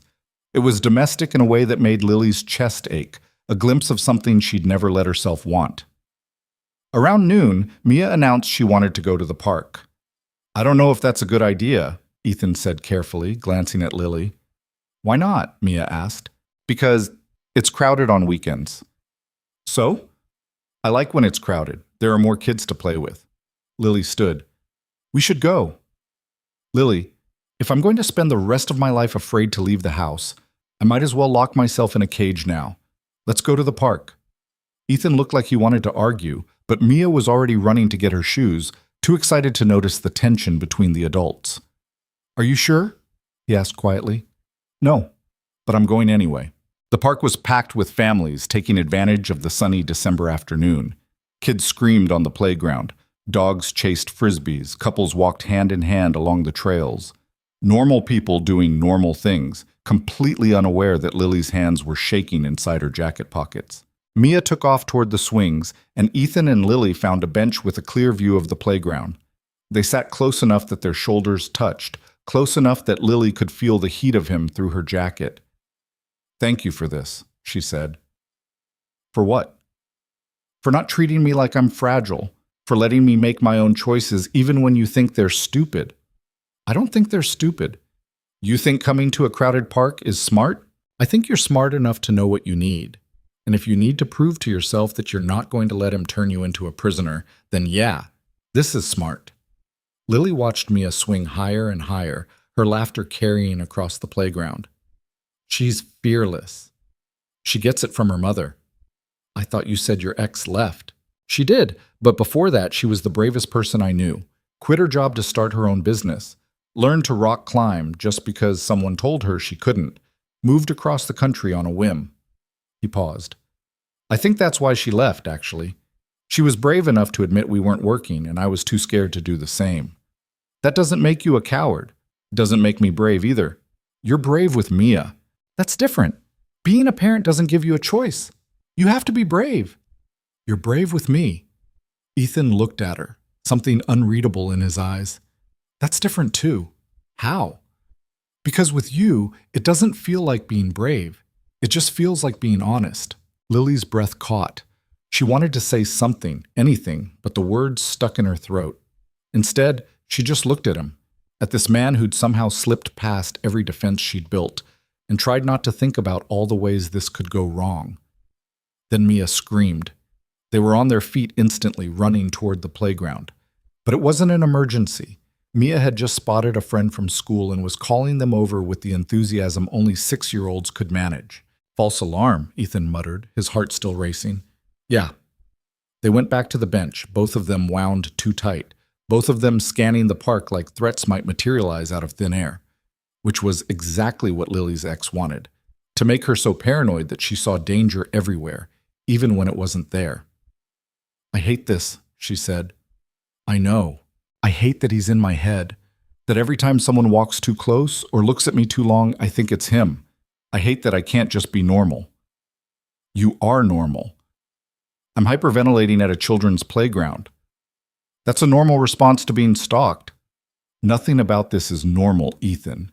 He reached over and took her hand, just held it, his thumb brushing across her knuckles. It should have felt like too much. should have crossed some invisible line, but instead it felt like the only thing keeping her tethered to the ground. "We're going to fix this," he said. "You can't fix everything. Watch me." She wanted to believe him, wanted to trust that money and lawyers and restraining orders would be enough. But she'd learned the hard way that some problems couldn't be solved, only survived. They stayed at the park for another hour. Mia played until she was exhausted, her face flushed and happy. On the walk back, she held both their hands, swinging between them like a pendulum, chattering about her friend and the new game they'd invented involving dinosaurs and aliens. Lily let herself pretend, just for a moment, that this was her life, that she was part of this little family, that she belonged here, that the danger lurking at the edges of her vision was just a bad dream she could wake up from. Then her phone buzzed. She pulled it out with shaking hands. Another unknown number, another message. "Cute kid. She yours?" The world tilted. Lily stopped walking so abruptly that Mia stumbled. "What's wrong?" Ethan asked. Lily showed him the phone, watched the color drain from his face. "He was here," Ethan said quietly. "At the park. He saw Mia." "Lily, he saw her and he mentioned her, and what if he—" She couldn't finish the sentence, couldn't say out loud the fear that was clawing up her throat. Ethan crouched down to Mia's level. "Hey, sweetheart, I need you to do something for me." "Okay? I need you to walk very close to me and Lily until we get home. No running ahead, no stopping to look at things. Just stay close. Can you do that?" Mia's eyes went wide. "Are we in danger?" "No, but I need you to stay close anyway." "Like a drill?" "Exactly like a drill." They made it back to the apartment in record time. Ethan locked the door, checked every window, closed every blind. Lily sat on the couch, her whole body shaking. "He threatened her," she said. "He threatened Mia." "He didn't threaten her. He just mentioned her." "Same thing." "No, it's not. Legally, it's not." "I don't care about legally. He knows about her now. He knows she matters to me. That makes her a target." Ethan sat beside her, his jaw tight. "He's not going to touch her." "You can't guarantee that." "Yes, I can, because if he comes anywhere near my daughter, I will end him, legally or otherwise." The rage in his voice should have scared her. Instead, it made her feel safer than she had in months. "I should leave," Lily said. "Pack up, move again, get far enough away that he can't find me." "That won't work. You said it yourself. He always finds you." "Then what do I do?" "You stay. You fight. You let me help. And if he hurts Mia to get to me?" "He won't." "You don't know that. Then we make sure he can't." Ethan pulled out his phone. "I'm hiring security. For you. For Mia. For both of us. Someone to watch the building, someone to drive you to work, someone to make sure he can't get close. That's crazy. That's necessary. Ethan, I can't afford—" "I can. And before you argue, this isn't charity. This is me protecting my family." Lily's heart stopped. "Your family?" Ethan froze, like he hadn't meant to say it out loud. Then he met her eyes, and something in his expression shifted. "Yeah," he said quietly. "My family, you and Mia. That's what matters to me now." "Ethan, I know it's fast, I know it's crazy, but I don't care. You're in my life now, and I'm not letting some psycho ex take that away." Lily didn't know what to say, didn't know how to process the fact that this man, this billionaire single dad who barely knew her, was calling her family. Before she could respond, Mia appeared in the doorway. "Why is everyone so serious?" "Just grown-up stuff," Ethan said, forcing a smile. "Is Lily in trouble?" "No, sweetheart." "Then why does she look scared?" "Out of the mouths of children." Lily tried to smile, but her face wouldn't cooperate. "Someone's been bothering me," she said, figuring honesty was better than lies. "And your dad's helping me deal with it." "Like a bully?" "Sort of. You should punch him in the nose. That's what you're supposed to do to bullies." "Mia, we've talked about this," Ethan said. "Violence isn't the answer. You said if someone tried to hurt me, I should fight back. That's different." "How?" "Because you're 6 and she's an adult." "So adults aren't allowed to fight back?" Ethan rubbed his temples. "Sometimes I forget how literal you are." "I'm just asking questions. You said questions are important." "They are, But right now, I need you to go play in your room for a bit. Lily and I need to talk." Mia looked between them, her face suspicious, but she went, dragging her feet the whole way. When they were alone again, Lily let out a shaky breath. "I'm putting her in danger just by being here." "No, you're not." "He mentioned her, Ethan. That's not a coincidence." "I know, which is why I'm hiring security tonight, which is why you're staying here until we figure this out. And if we don't figure it out, then we learn to live with it. But we do it together." "Why?" The question came out raw. "Why are you doing all this for me?" "Because He stopped, started again. "Because you matter, to me and to Mia. And I'm done pretending you don't." The confession hung between them like something fragile and new. Lily wanted to reach for it, wanted to say she felt the same, but fear held her back. Fear of hoping, of trusting, of letting herself believe this could be real. "I'm a mess," she said instead. "So am I." "You're a billionaire with a beautiful daughter and a successful company. And an ex-wife who left me, a dead father I never made peace with, and enough emotional baggage to fill a warehouse. We're all messes, Lily. The question is whether we're messes alone or together." She looked at him then, really looked, saw past the money and the confidence to the scared man underneath. The one who worked 80-hour weeks to avoid feeling. The one who'd built walls so high he'd forgotten what it was like to climb down. "Together," she heard herself say. "I want to try together." Something in Ethan's face cracked open. He reached for her hand again, and this time she didn't pull away. "Okay," he said.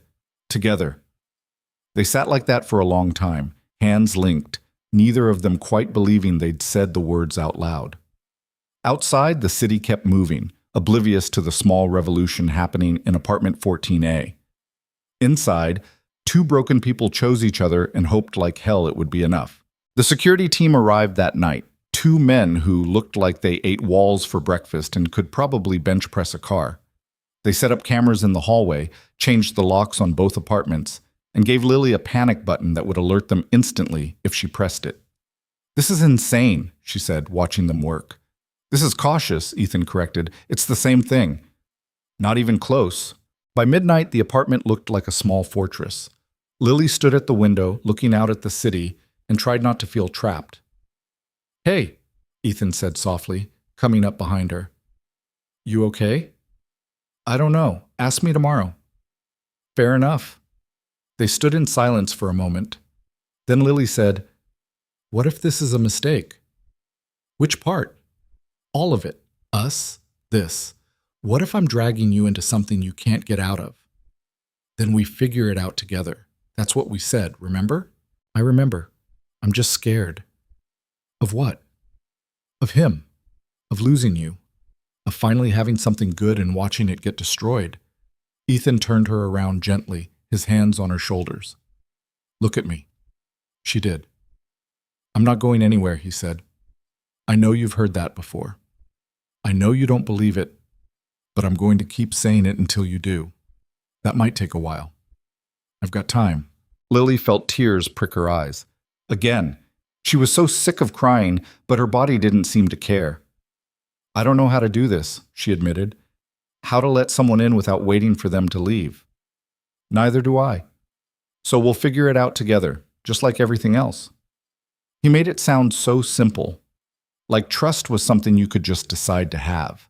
Like fear was something you could set down and walk away from. But standing there in his apartment, with security cameras recording the hallway and a panic button in her pocket, and this man looking at her like she was worth protecting, Lily thought maybe it could be that simple. Maybe not easy, but simple. She leaned forward and rested her forehead against his chest, felt his arms come around her, steady and warm. And for the first time in 18 months, she let herself believe that maybe running was over. Maybe it was time to stand and fight. The decision to stand and fight sounded brave in the middle of the night, wrapped in Ethan's arms with security guards in the hallway.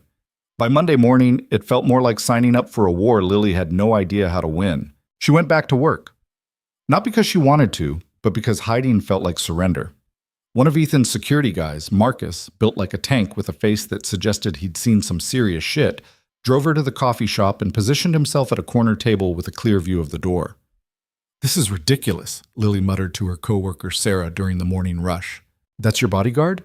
Sarah asked, not even trying to be subtle about staring. Girl, what kind of trouble are you in?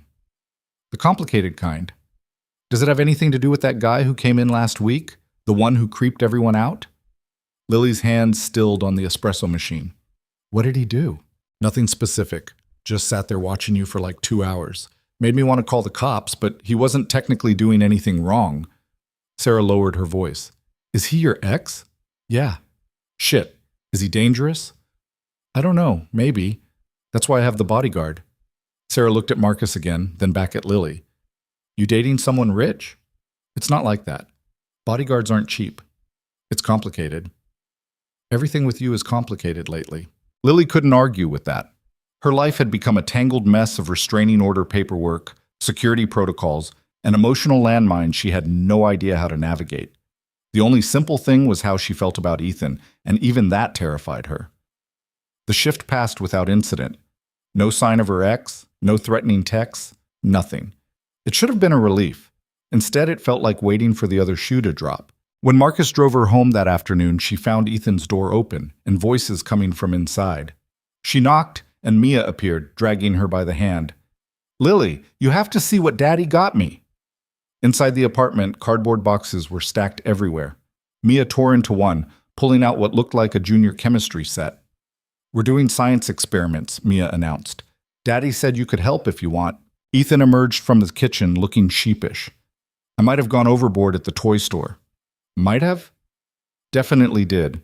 But in my defense, I was stressed and retail therapy is a thing. Most people buy shoes. I bought educational toys. That's responsible retail therapy. Lily shook her head, but she was smiling. You're ridiculous.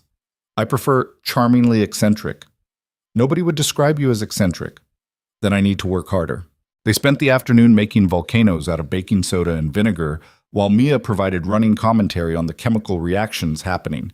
She was scary smart for 6, already reading at a 4th grade level and asking questions that made Ethan pull out his phone to Google answers. Where does she get it from? Lily asked, while Mia was absorbed in mixing food coloring into her next batch of lava. Her mother. My ex was brilliant. Double major in college, speaks 3 languages, can solve a Rubik's Cube in under a minute. And you? I'm good at making money. That's about it. You're good at other things. Like what? Like being a dad. Like making people feel safe. Like fixing cabinets and changing tires and… She stopped, suddenly aware of how close they were standing. And what? Ethan asked quietly. And making me believe things might actually be okay. Something shifted in his expression. He reached out, tucking a strand of hair behind her ear, his fingers lingering on her jaw. Lily, Daddy, I need more vinegar, Mia called. The moment shattered. Ethan stepped back, clearing his throat. Right, vinegar, on it. But as he walked away, Lily caught the look on his face.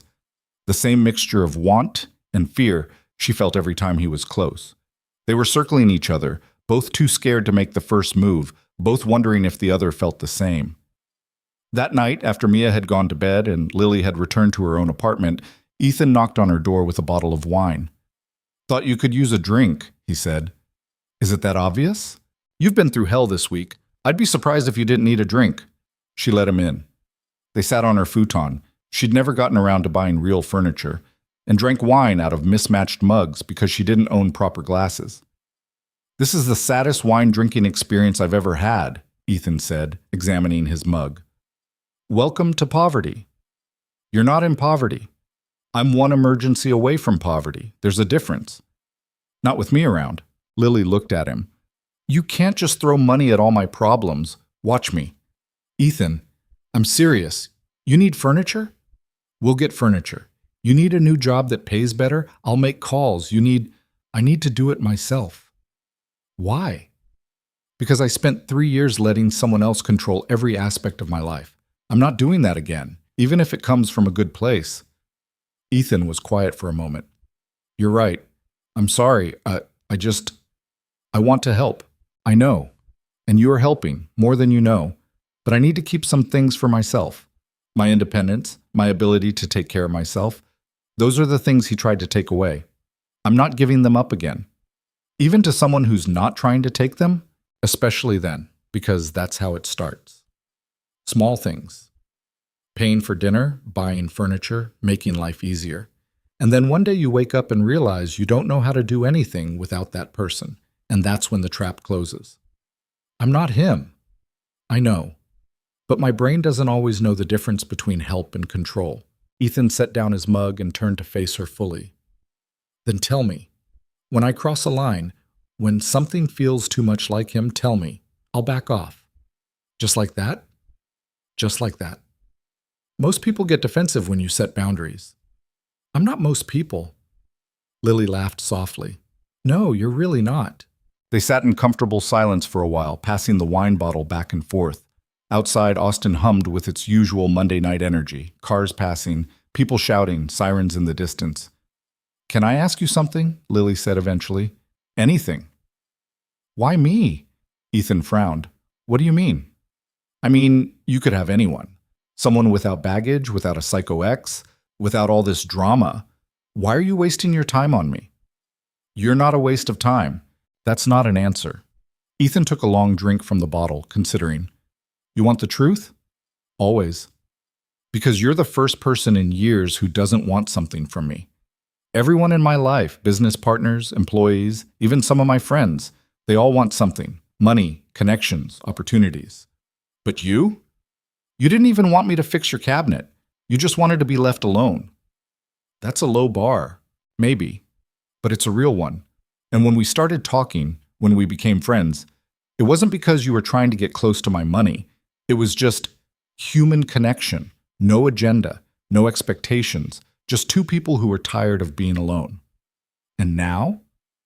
Now I'm terrified that I'm going to screw this up, that I'm going to say the wrong thing or do the wrong thing, and you're going to realize I'm just another guy trying to fix you. Are you trying to fix me? Honestly? I don't know. Maybe. But not because I think you're broken, because I'm broken and fixing your problems is easier than fixing my own. The admission hung in the air between them, raw and honest. Lily had never heard someone be that transparent about their own dysfunction. We're quite a pair, she said. Yeah, we really are. So what do we do? About what? About this, us, whatever we're calling it. Ethan met her eyes. What do you want to do? I don't know. Part of me wants to see where this goes, but part of me is terrified that it's too soon, that I'm not ready, that I'll just end up hurting you. You won't. You don't know that. Neither do you. So maybe we stop trying to predict the future and just exist in the present for a while. That's very zen for a billionaire. I have hidden depths. Clearly. He smiled and she smiled back, and for a moment everything felt impossibly simple. Then her phone buzzed. They both tensed. Lily picked it up, her stomach already churning. Unknown number. Of course. The message read, "Cute security guards. Think they can stop me?" He saw Marcus, Lily said, her voice hollow. Ethan took the phone, his jaw tight. We're going to the police. Now. It's almost midnight. I don't care. They went. Showed the officers the accumulated texts, the restaurant incident, the surveillance footage from the coffee shop. The officers took notes, made sympathetic noises, and said the same thing everyone said. They'd file a report, increase patrols, keep an eye out. That's it? Ethan demanded. He's actively stalking her and you're just going to file a report? Sir, unless he makes a direct threat or has a weapon, there's not much we can do. He mentioned my daughter. That's not enough? It's concerning, but it's not technically threatening. This is bullshit. Ethan, Lily said quietly, putting a hand on his arm. It's okay. It's not okay. None of this is okay. But he let her lead him out of the station anyway, both of them frustrated and exhausted. In the car, Ethan gripped the steering wheel so hard his knuckles went white. I can't just sit around and wait for him to hurt you. What else can we do? I don't know, but there has to be something. The restraining order hearing is in 3 days. Maybe the judge is going to look at a bunch of texts and say they're not threatening enough. You know it, and I know it. So what do you suggest? We can't exactly hire a hitman. Ethan was quiet for a long moment.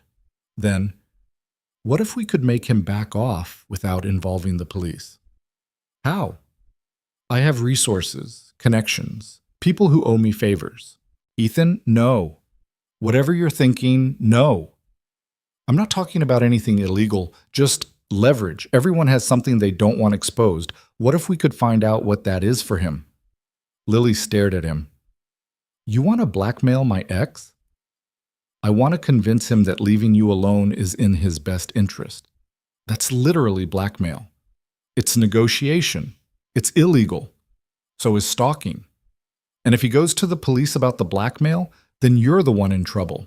Ethan pulled into the apartment parking lot and killed the engine. I don't care. If it keeps you safe, I don't care. I care. I'm not letting you risk everything for me. It's not your choice. The hell it isn't? This is my life, my problem. You don't get to ride in and make unilateral decisions. Someone has to. Not you. Not like this. They sat in the car, both of them angry, both of them scared, neither willing to back down. Finally, Lily said, I appreciate what you're trying to do, really, but I need you to trust me to handle this my own way. Your way isn't working. Then I'll find a new way. But I won't let you destroy your life trying to save mine. What if your life is more important to me than my own? The words hit like a physical blow. Lily turned to look at him, really look at him, and saw the truth written all over his face.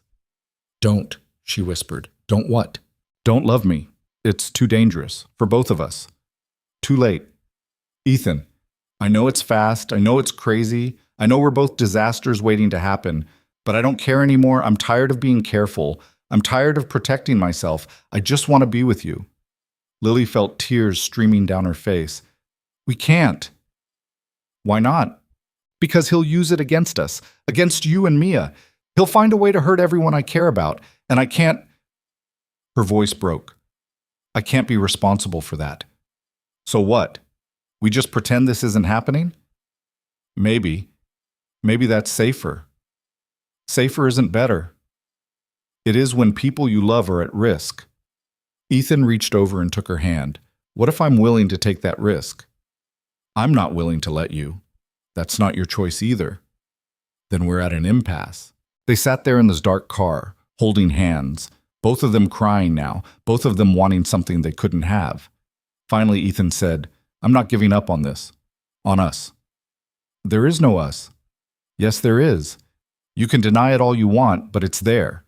It's been there since the day you fixed Mia's rabbit. That was just being nice. That was the moment I started falling for you. Stop. Why?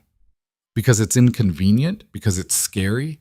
I've spent 2 years being scared, Lily. I'm done with it. Then you're an idiot. Probably, but I'd rather be an idiot in love than smart and alone. Lily pulled her hand away. I need to go inside. Lily, please, just let me go. She got out of the car before he could respond, practically running to the building. Behind her, she could hear Ethan calling her name, but she didn't turn around. Couldn't turn around. Because if she did, if she looked at him, she'd break completely. She made it to her apartment, locked the door, and slid down to the floor. The sobs came in waves, violent and overwhelming, until she couldn't breathe. She'd spent 18 months running from her ex. Now she was running from the one person who made her want to stop. The restraining order hearing was a disaster. The judge, a tired-looking woman in her 50s, reviewed the evidence with the enthusiasm of someone who'd seen this exact case 100 times before. Ms. Harper, she said, peering over her reading glasses, I see you have documentation of phone calls and text messages from the respondent, but I don't see any direct threats. He's stalking me, Lily said. He shows up at my work. He follows me. Has he threatened you with physical harm? Not in those words, but has he attempted to contact you after you've explicitly told him to stop? Yes, multiple times. And these contacts, are they threatening in nature or merely unwanted? Lily wanted to scream. He mentioned a child who's important to me. That feels threatening. Did he threaten the child specifically? No, but... Ms. Harper, I understand your concern. But without concrete evidence of threats or attempts at physical contact, I can't grant a restraining order. The standard for these orders is quite high. Ethan, sitting beside Lily, leaned forward. Your Honor, with all due respect, isn't the point of these orders to prevent harm before it occurs? Why do we have to wait until he actually hurts her? Because, Mr. Cole, we also have to balance the respondent's rights. A restraining order is a serious matter with significant legal consequences. We can't issue them based on feelings alone. These aren't feelings. This is a documented pattern of harassment, which doesn't meet the legal standard for a restraining order in this jurisdiction. The judge closed the file. I'm denying the petition. However, I'm noting this hearing in the record. If the respondent's behavior escalates, Ms. Harper, you can file again with this documentation as supporting evidence. So I have to wait until he attacks me? Lily asked, her voice flat. I'm sorry, Ms. Harper. That's the law. They walked out of the courthouse in silence. On the steps, Lily stopped and looked at the sky, gray and heavy, threatening rain. I'm out of options, she said. No, you're not. The police won't help. The courts won't help. What's left? Me.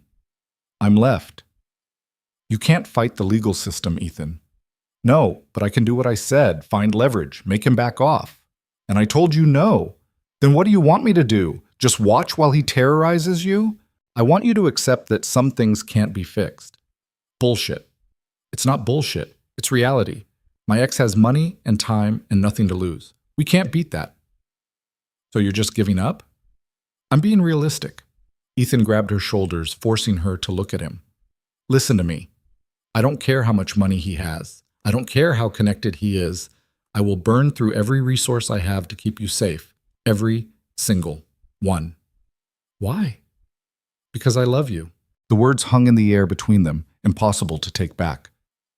Don't, Lily whispered. Too late. I love you. And I'm not going to stand by and watch you get hurt. You'll get hurt too. Then we get hurt together. Lily felt something crack inside her chest. All the walls she'd built, all the defenses she'd maintained, they were crumbling, and she was powerless to stop it. I love you too, she heard herself say. That's why I'm trying to protect you. Then let me protect you back. That's not how this works. Then we'll make a new how. She wanted to argue, wanted to explain all the reasons this was impossible. But standing there on the courthouse steps with rain starting to fall and this man looking at her like she was worth fighting for, all her arguments felt hollow. Okay, she whispered. Okay? Okay. We do it your way. We find leverage. We make him back off.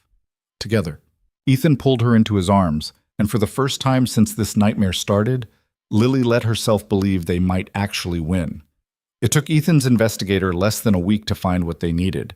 Lily's ex, his name was David Chen, which Lily still couldn't say without feeling sick, had been embezzling from his family's company.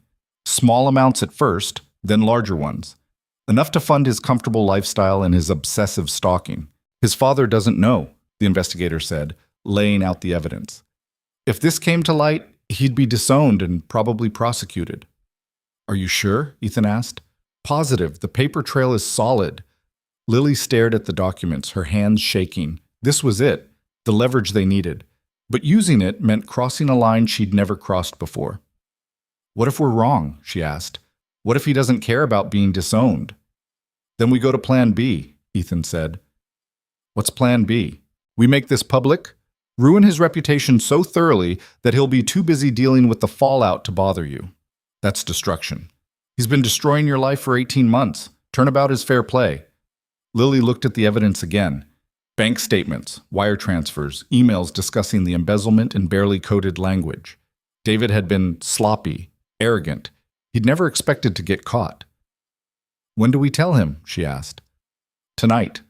I've already arranged a meeting. He agreed to meet with you? He thinks I'm a potential investor in his company. He has no idea I know who he is. Ethan, if this goes wrong, it won't. You can't know that. Then we make sure it doesn't. The meeting was at a bar downtown, neutral territory. Ethan wore a suit. Lily wore jeans and the panic button Marcus had given her, just in case. David showed up exactly on time, confident and smiling. He was handsome in that manufactured way. Expensive haircut, perfect teeth, clothes that screamed money. Lily felt her stomach turn. Mr. Cole, David said, extending a hand.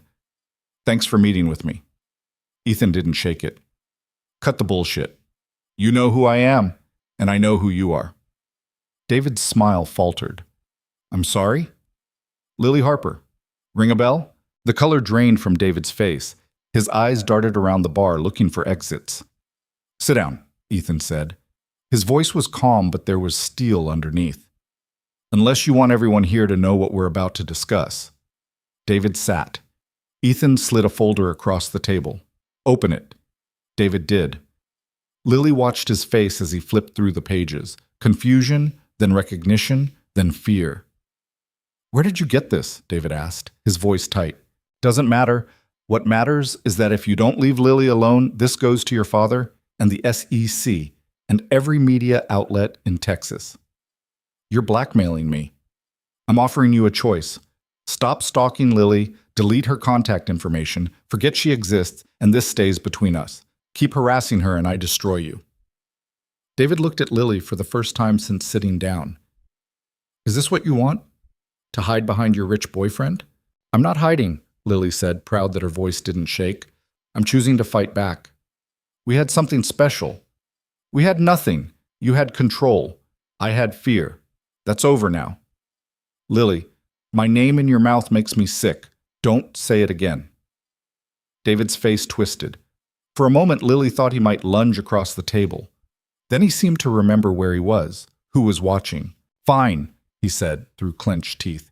"You want me gone? I'm gone. But don't come crying to me when you realize what a mistake you're making."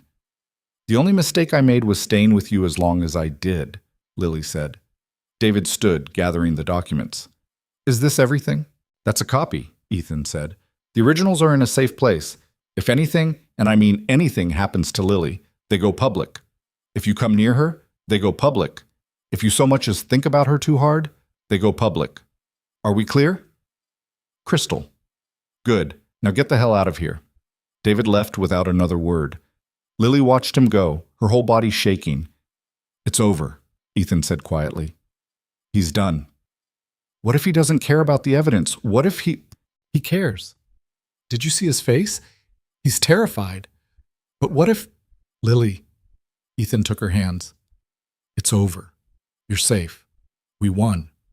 She wanted to believe him, wanted to trust that David would actually back off, that the nightmare was finally ending, but trust was hard when you'd spent so long being afraid. "How long do we wait?" she asked. "Before we know for sure?" "As long as it takes. But I don't think it'll be long. Guys like him are cowards.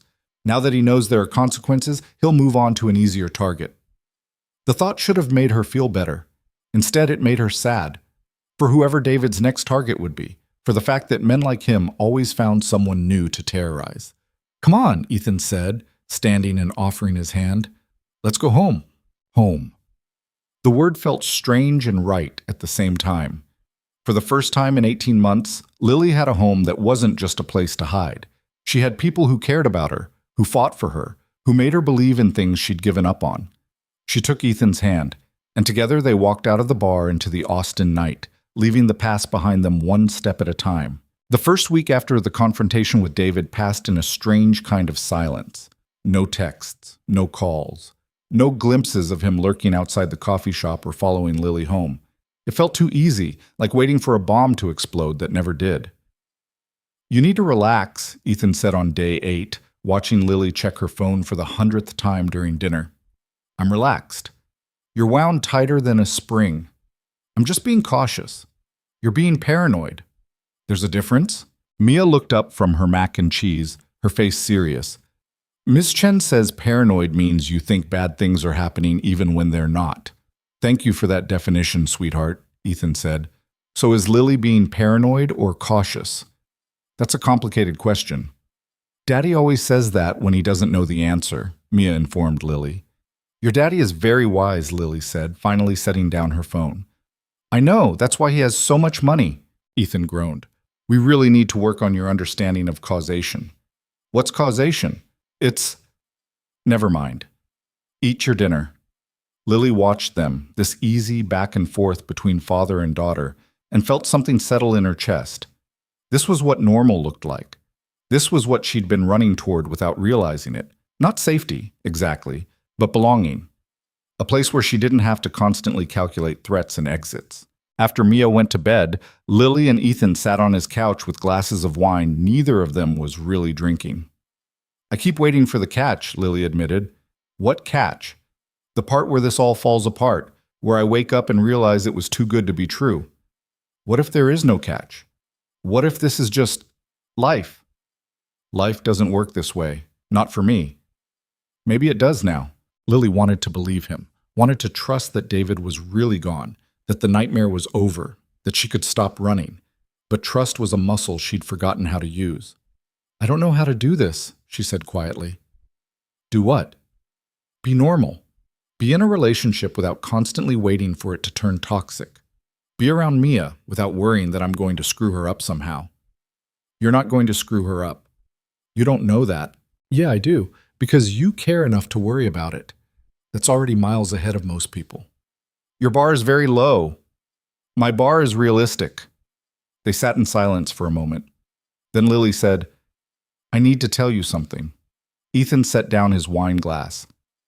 Okay. When I was with David, I convinced myself that I deserved it. The control, the isolation, the constant criticism. I thought if I just tried harder, if I was better, he'd stop. That's not how abuse works. I know that now, but at the time I believed it. And even after I left, even after moving 3 times and changing my number and starting over, part of me still believed I'd somehow earned it, that I was fundamentally broken in a way that attracted that kind of treatment. Lily, let me finish, please. She took a shaky breath. Being with you, being around you and Mia, it's making me realize how wrong I was. Not because you're perfect. You're not. You work too much and you try to solve problems with money and you have terrible taste in wine. Hey, but you're kind and you listen. And when I tell you something bothers me, you actually change your behavior. And that's so different from what I knew that sometimes I don't know how to process it. Ethan reached over and took her hand. I'm not perfect. I'm probably going to mess up, say the wrong thing, do the wrong thing. But I'm never going to deliberately hurt you. That's the difference. I know. That's what scares me. Why? Because if you hurt me accidentally, it means I can't protect myself. With David, I always knew what would set him off. I could predict it, manage it. But with you, I don't know what's coming, and that's terrifying. So you want me to be predictably bad instead of unpredictably good? I want to stop being afraid all the time. Then stop. It's not that simple. Maybe it is. Maybe you just decide that you're done being afraid and you move forward anyway. That's not how trauma works. No. But it might be how healing works. Lily looked at him, at this man who'd somehow become essential to her survival, and felt tears prick her eyes. I don't know if I can do that.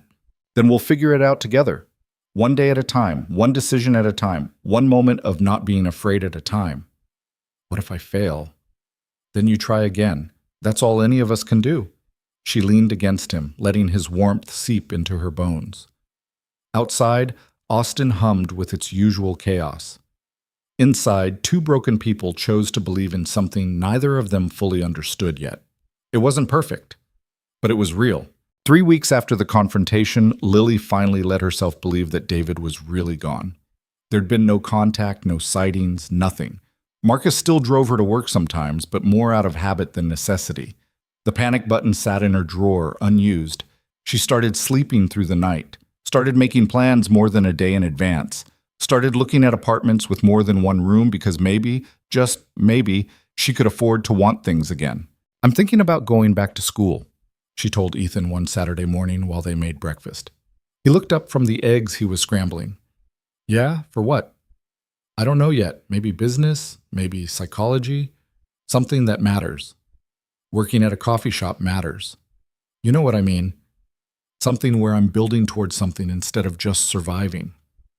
I think that's great. You're not going to offer to pay for it. Do you want me to? No, but I expected you to offer. I'm learning, she smiled. You are.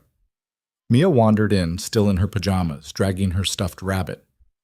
Are we having pancakes? We're having eggs, Ethan said. Eggs are boring. Eggs are protein. So are pancakes if you put peanut butter on them.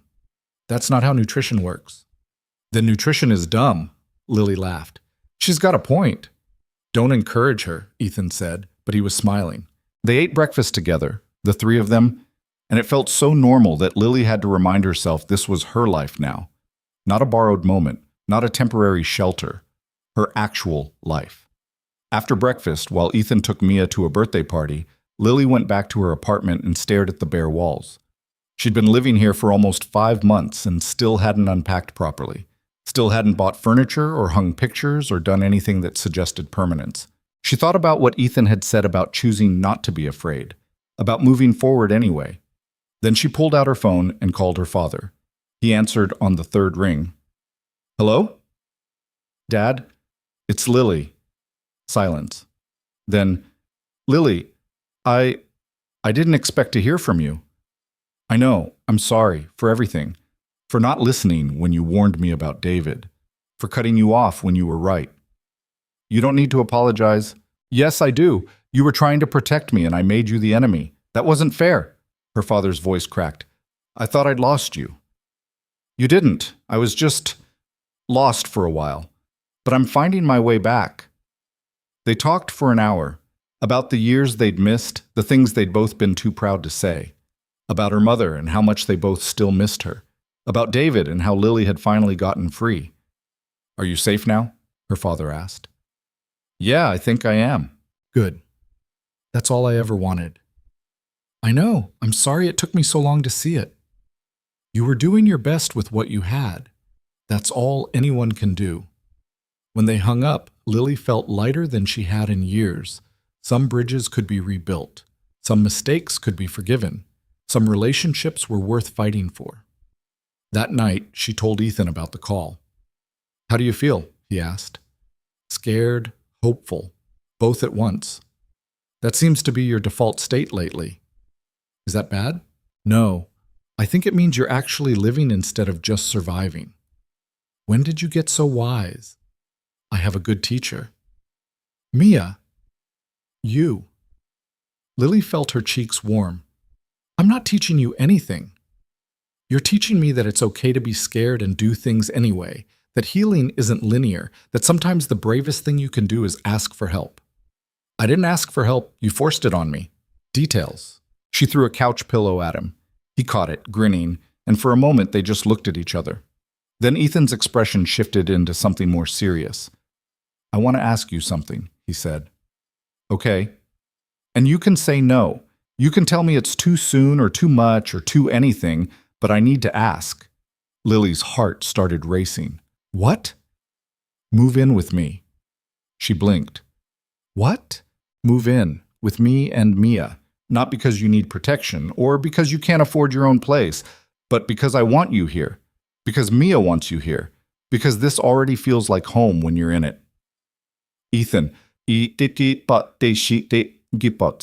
I know it's fast. I know we're still figuring things out. But I also know that I wake up every morning hoping you'll knock on my door. And I go to sleep every night wishing you were on the other side of the wall instead of across the hall. And life's too short to pretend I don't want what I want." Lily's mind raced. This was too much, too soon, too everything. She'd just gotten free from one controlling relationship. Moving in with Ethan could be walking into another trap, except it wasn't. Because Ethan had spent months proving he wasn't David, proving that love didn't have to come with conditions and control, proving that asking for what he wanted didn't mean taking away her choice. "I need time to think about it," she said. "Okay. That's it? Just okay? What do you want me to say? That I'll wait as long as you need? That there's no pressure? That I meant it when I said you could say no?" He smiled. "Because all of those things are true. You're making this very hard." "Good. You deserve to have to make hard choices instead of just reacting to bad situations." She wanted to argue, but he was right. For the first time in years, she was making choices instead of just surviving consequences.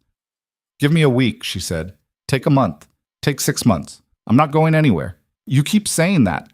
"Because I keep meaning it." Lily thought about it for 5 days, made lists of pros and cons, called her father and talked it through. Talked to Sarah at work, who told her she'd be insane to say no to a billionaire who actually seemed to give a shit.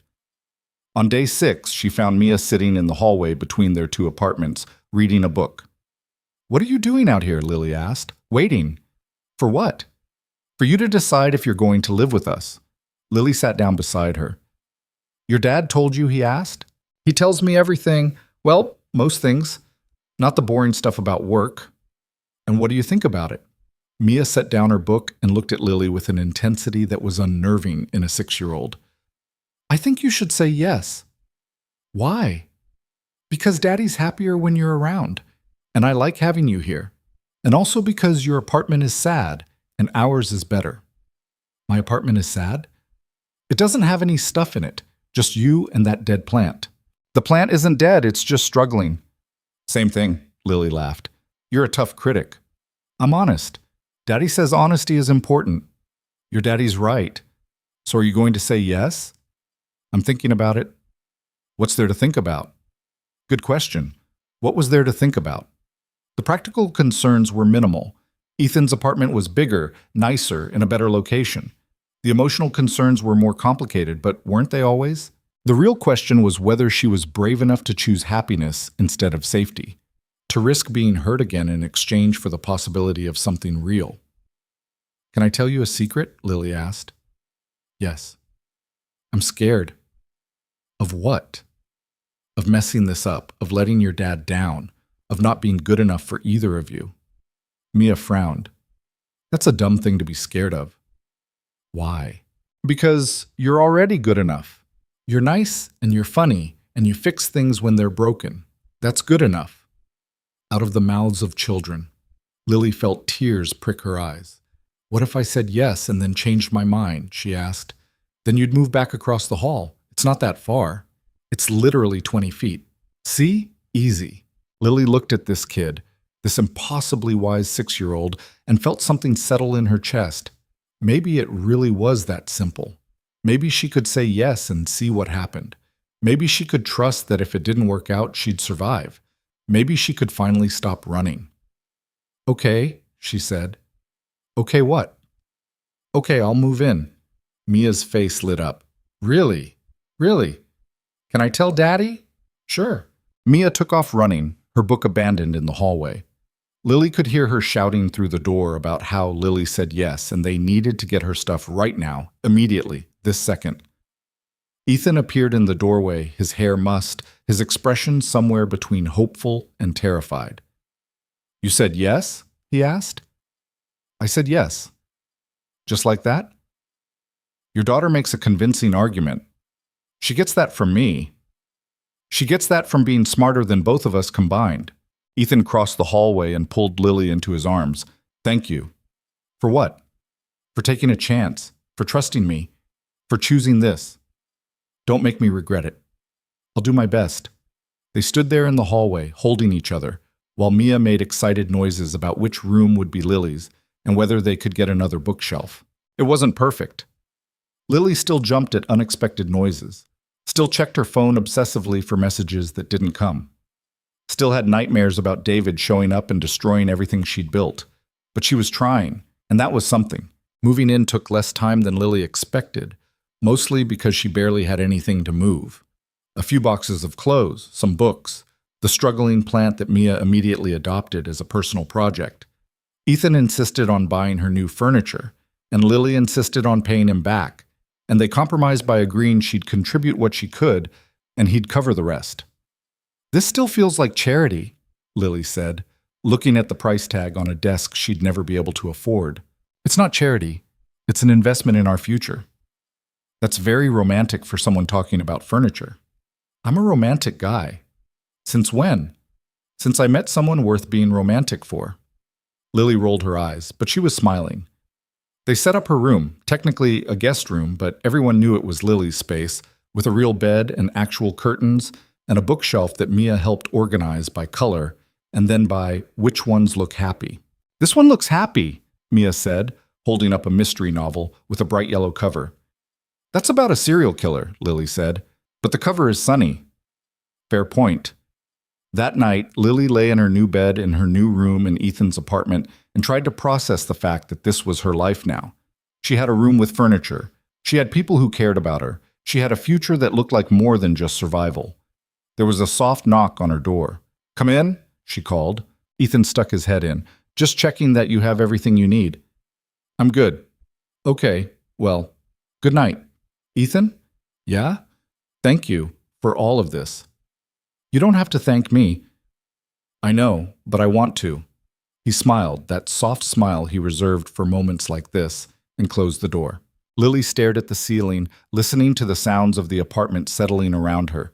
Ethan moving around in his room, Mia talking to her stuffed animals, the hum of the refrigerator and the distant sound of traffic. Home. This was home now. She fell asleep with that thought, and for the first time in 18 months, she didn't dream about running. The next few weeks developed a rhythm. Ethan would wake up early and make coffee. Lily would stumble out of her room looking like death and steal his mug.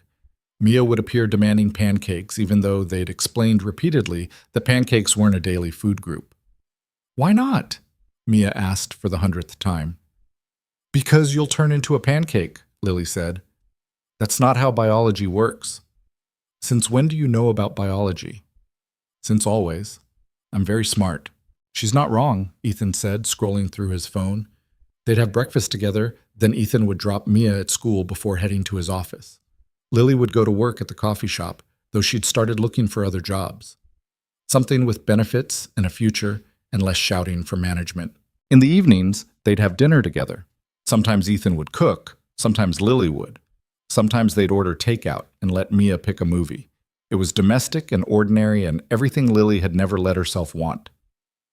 One night, about a month after she'd moved in, Lily was cleaning up after dinner when her phone rang. Unknown number. Her heart stopped. "It's probably a spam call," Ethan said, watching her face. "Probably." But her hands were shaking as she answered. "Hello? Ms. Harper, this is Detective Rodriguez with Austin PD. We spoke a few months ago about your harassment case." "I remember." "I wanted to let you know that David Chen was arrested this morning." Lily's knees went weak. She grabbed the counter for support. "What?" "He was pulled over for a traffic violation and the officer found evidence of stalking in his vehicle. Photos of another woman, GPS tracking devices, detailed logs of her movements. We brought him in and he confessed to multiple counts of stalking and harassment spanning the past 2 years, including you." Is he in jail?" "He's being held pending arraignment. Given the evidence and his confession, the DA is pursuing charges that should keep him locked up for a while. I thought you'd want to know." "Thank you.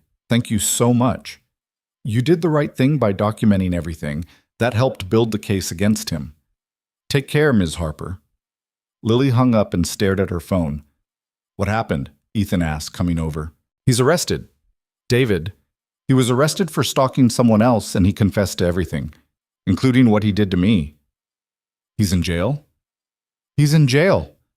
Ethan pulled her into his arms and she let herself collapse against him, sobbing, not from fear this time, but from relief. It was over. Really, truly over.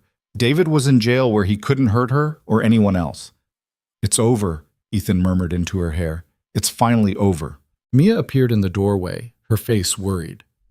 "Why is Lily crying?" "Happy tears," Lily managed. "I'm crying happy tears." "That's confusing." "Yeah," Lily said, laughing through the tears. "It really is."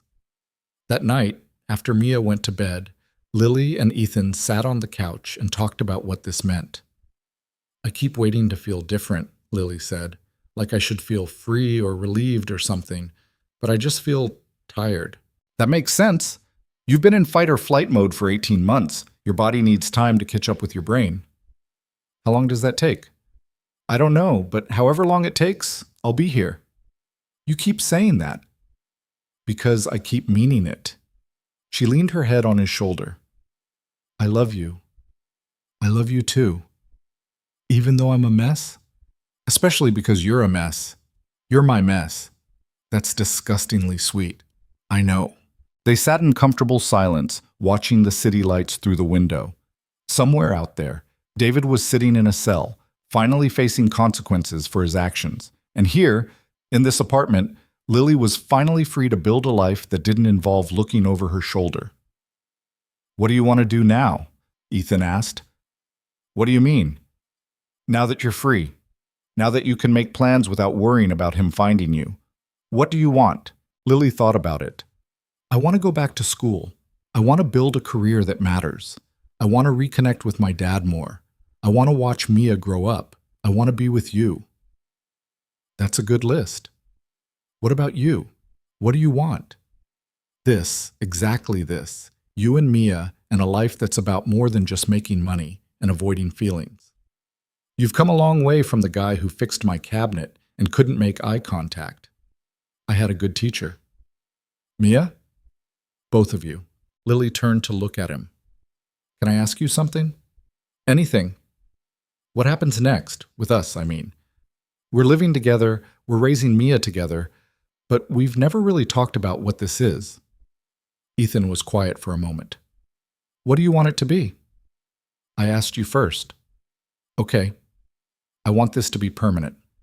I want you to be part of my family officially. I want to know that when I wake up tomorrow and the day after and 10 years from now, you're going to be here. That sounds like a proposal. It's not. Not yet. Because I know you're not ready for that. But it's a promise that when you are ready, I'll be here. And I'll ask. And I'll hope you say yes. Lily felt tears prick her eyes again. You're going to make me cry again. Good tears? The best tears. They kissed then, slow and sweet, and Lily felt something inside her finally settle. This was real. This was happening. This was her life. Not perfect, not without scars, but hers. 6 months later, Lily enrolled in community college. She'd decided on psychology, figured she had enough experience with trauma to maybe help someone else navigate it. It was hard, juggling school and work and life with Ethan and Mia, but it was the good kind of hard. The kind that meant she was building something instead of just surviving. Her relationship with her father slowly rebuilt itself. He visited once, met Ethan and Mia, and cried when he saw how happy Lily was. They talked on the phone every week, making up for lost time one conversation at a time. David's trial happened without Lily having to testify. His confession and the evidence against him were enough. He got 8 years, though he'd be eligible for parole in 5. Lily tried not to think about what would happen when he got out, choosing instead to focus on the present. Mia started 2nd grade and declared she wanted to be a scientist who studied dinosaurs, and also a princess, because why choose? Lily helped her with homework and school projects and taught her that you could be both strong and scared at the same time. Ethan cut back his hours at work, delegating more and trusting his team to handle things without him. He still worked too much, but he was trying, and trying was enough. They became a family. Not in the traditional sense, Lily wasn't Mia's mother, would never try to be, but in the way that mattered. They chose each other every day. They showed up for each other. They built something real out of broken pieces. One evening in late spring, Lily was studying for her finals when Ethan knocked on her door. Busy? He asked. Always. What's up? Mia has a question for you. Lily closed her textbook, immediately worried. Is she okay? She's fine. She just wants to ask you something, in person. They walked to Mia's room, where she was sitting on her bed surrounded by stuffed animals and drawings. Hi, Lily, she said, suddenly shy. Hi, sweetheart. Your dad said you had a question? Yeah. Mia took a deep breath, like she was preparing for something important. Can I call you Mom? Lily's breath caught. What? I know you're not my real mom. I know she's in California, and she calls sometimes, but you're here, and you help me with homework, and you read to me, and you make Daddy happy. So can I call you Mom, or is that weird? Lily looked at Ethan, who had tears in his eyes, then back at Mia, this incredible kid who'd somehow become the most important person in her world. It's not weird, she managed. It's perfect. So I can? If you want to, but only if you want to, no pressure. I want to. Okay then. You can call me Mom. Mia launched herself at Lily, wrapping her arms around her neck. I love you, Mom. I love you too, sweetheart. Ethan joined the hug, and they stood there in Mia's room, the three of them holding each other, and Lily thought about how far she'd come.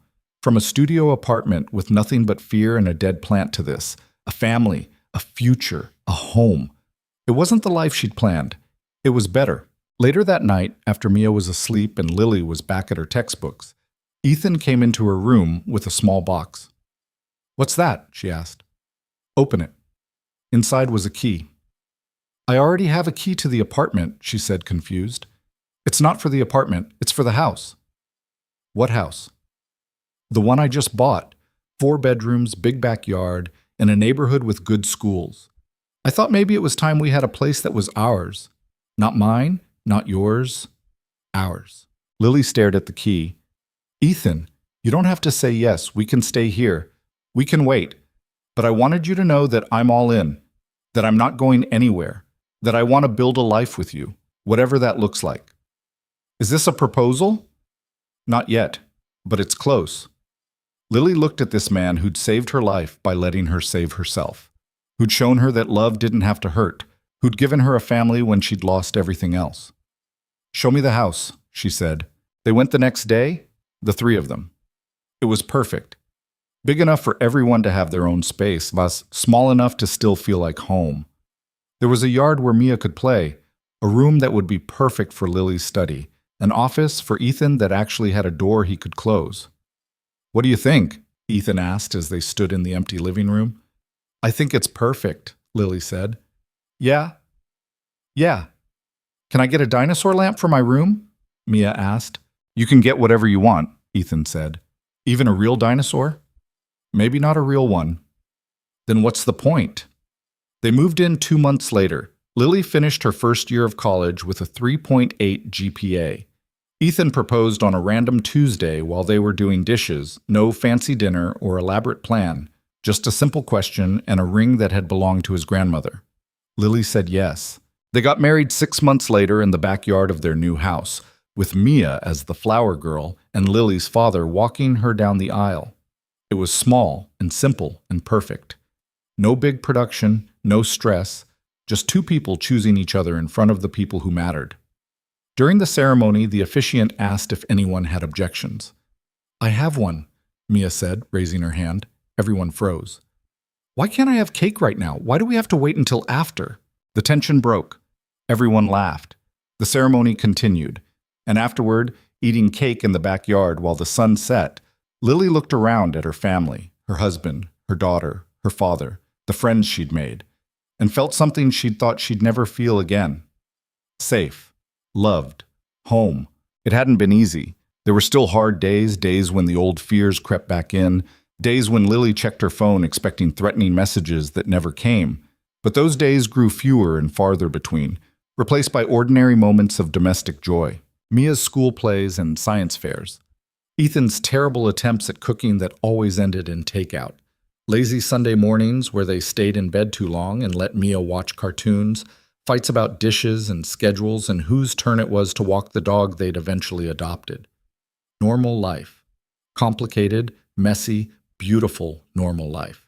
One night, a year after the wedding, Lily stood in Mia's doorway watching Ethan read her a bedtime story. Mia was getting too old for it, but she still asked for one every night, and Ethan still delivered. The end, Ethan said, closing the book. That was a good one, Mia said. Yeah? Yeah, I like the ones where everyone lives happily ever after. Me too. Do you think we're living happily ever after? Ethan glanced at Lily, still standing in the doorway. I think we're living. And most of the time we're happy, and that's about as close to ever after as anyone gets. That's a good answer, Lily said, coming into the room. I have my moments. They kissed Mia goodnight and walked back to their bedroom hand in hand. Do you ever miss it? Ethan asked as they got ready for bed. Miss what? The before. The independence. The simplicity of being alone. Lily thought about it. Sometimes. But then I remember what that independence cost me. How lonely I was. How scared. And I wouldn't trade this for anything. Even on the hard days? Especially on the hard days. They climbed into bed, and Lily curled against Ethan's chest, listening to his heartbeat. I love you, she said. I love you too. Even though I'm still kind of a mess? Especially because you're still kind of a mess. We both are, but we're messes together. Lily smiled in the dark. That should probably be our family motto. Messes together? Has a nice ring to it. They fell asleep like that, wrapped around each other, and Lily dreamed of the future instead of the past. Dreamed of Mia growing up, of her own graduation, of growing old with this man who'd taught her that love could be gentle. It wasn't the fairy tale ending she'd been told to expect.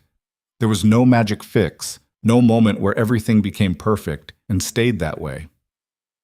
Life was still hard sometimes, Fear still crept in. Scars still ached. But she'd learned something important. Healing wasn't about erasing the past or becoming someone new. It was about accepting what had happened, choosing to move forward anyway, and building something worth keeping out of the broken pieces. She'd learned that strength wasn't about never being afraid. It was about being afraid and doing the thing anyway. She'd learned that family wasn't always blood. Sometimes it was a billionaire single dad, his too smart daughter, and a woman who'd run out of places to hide. She'd learned that home wasn't a place. It was people who chose you, who fought for you, who loved you even when you couldn't love yourself. And she'd learned that the bravest thing she ever did wasn't running from danger. It was stopping long enough to let someone catch her when she fell. Years later, when Mia was grown and starting her own life, when Lily had her master's degree and was running a support group for domestic violence survivors, when Ethan had finally learned to leave work at the office, they'd look back on this time and marvel at how far they'd come. But in this moment, lying in bed in their house with their daughter asleep down the hall, they didn't think about the future or the past. They just existed in the present, grateful for second chances and new beginnings, and the simple miracle of finding each other when they'd both stopped looking. Outside, the world kept turning. Inside, a family slept peacefully, no longer running from their demons but learning to live alongside them. It was enough. It was everything. It was home.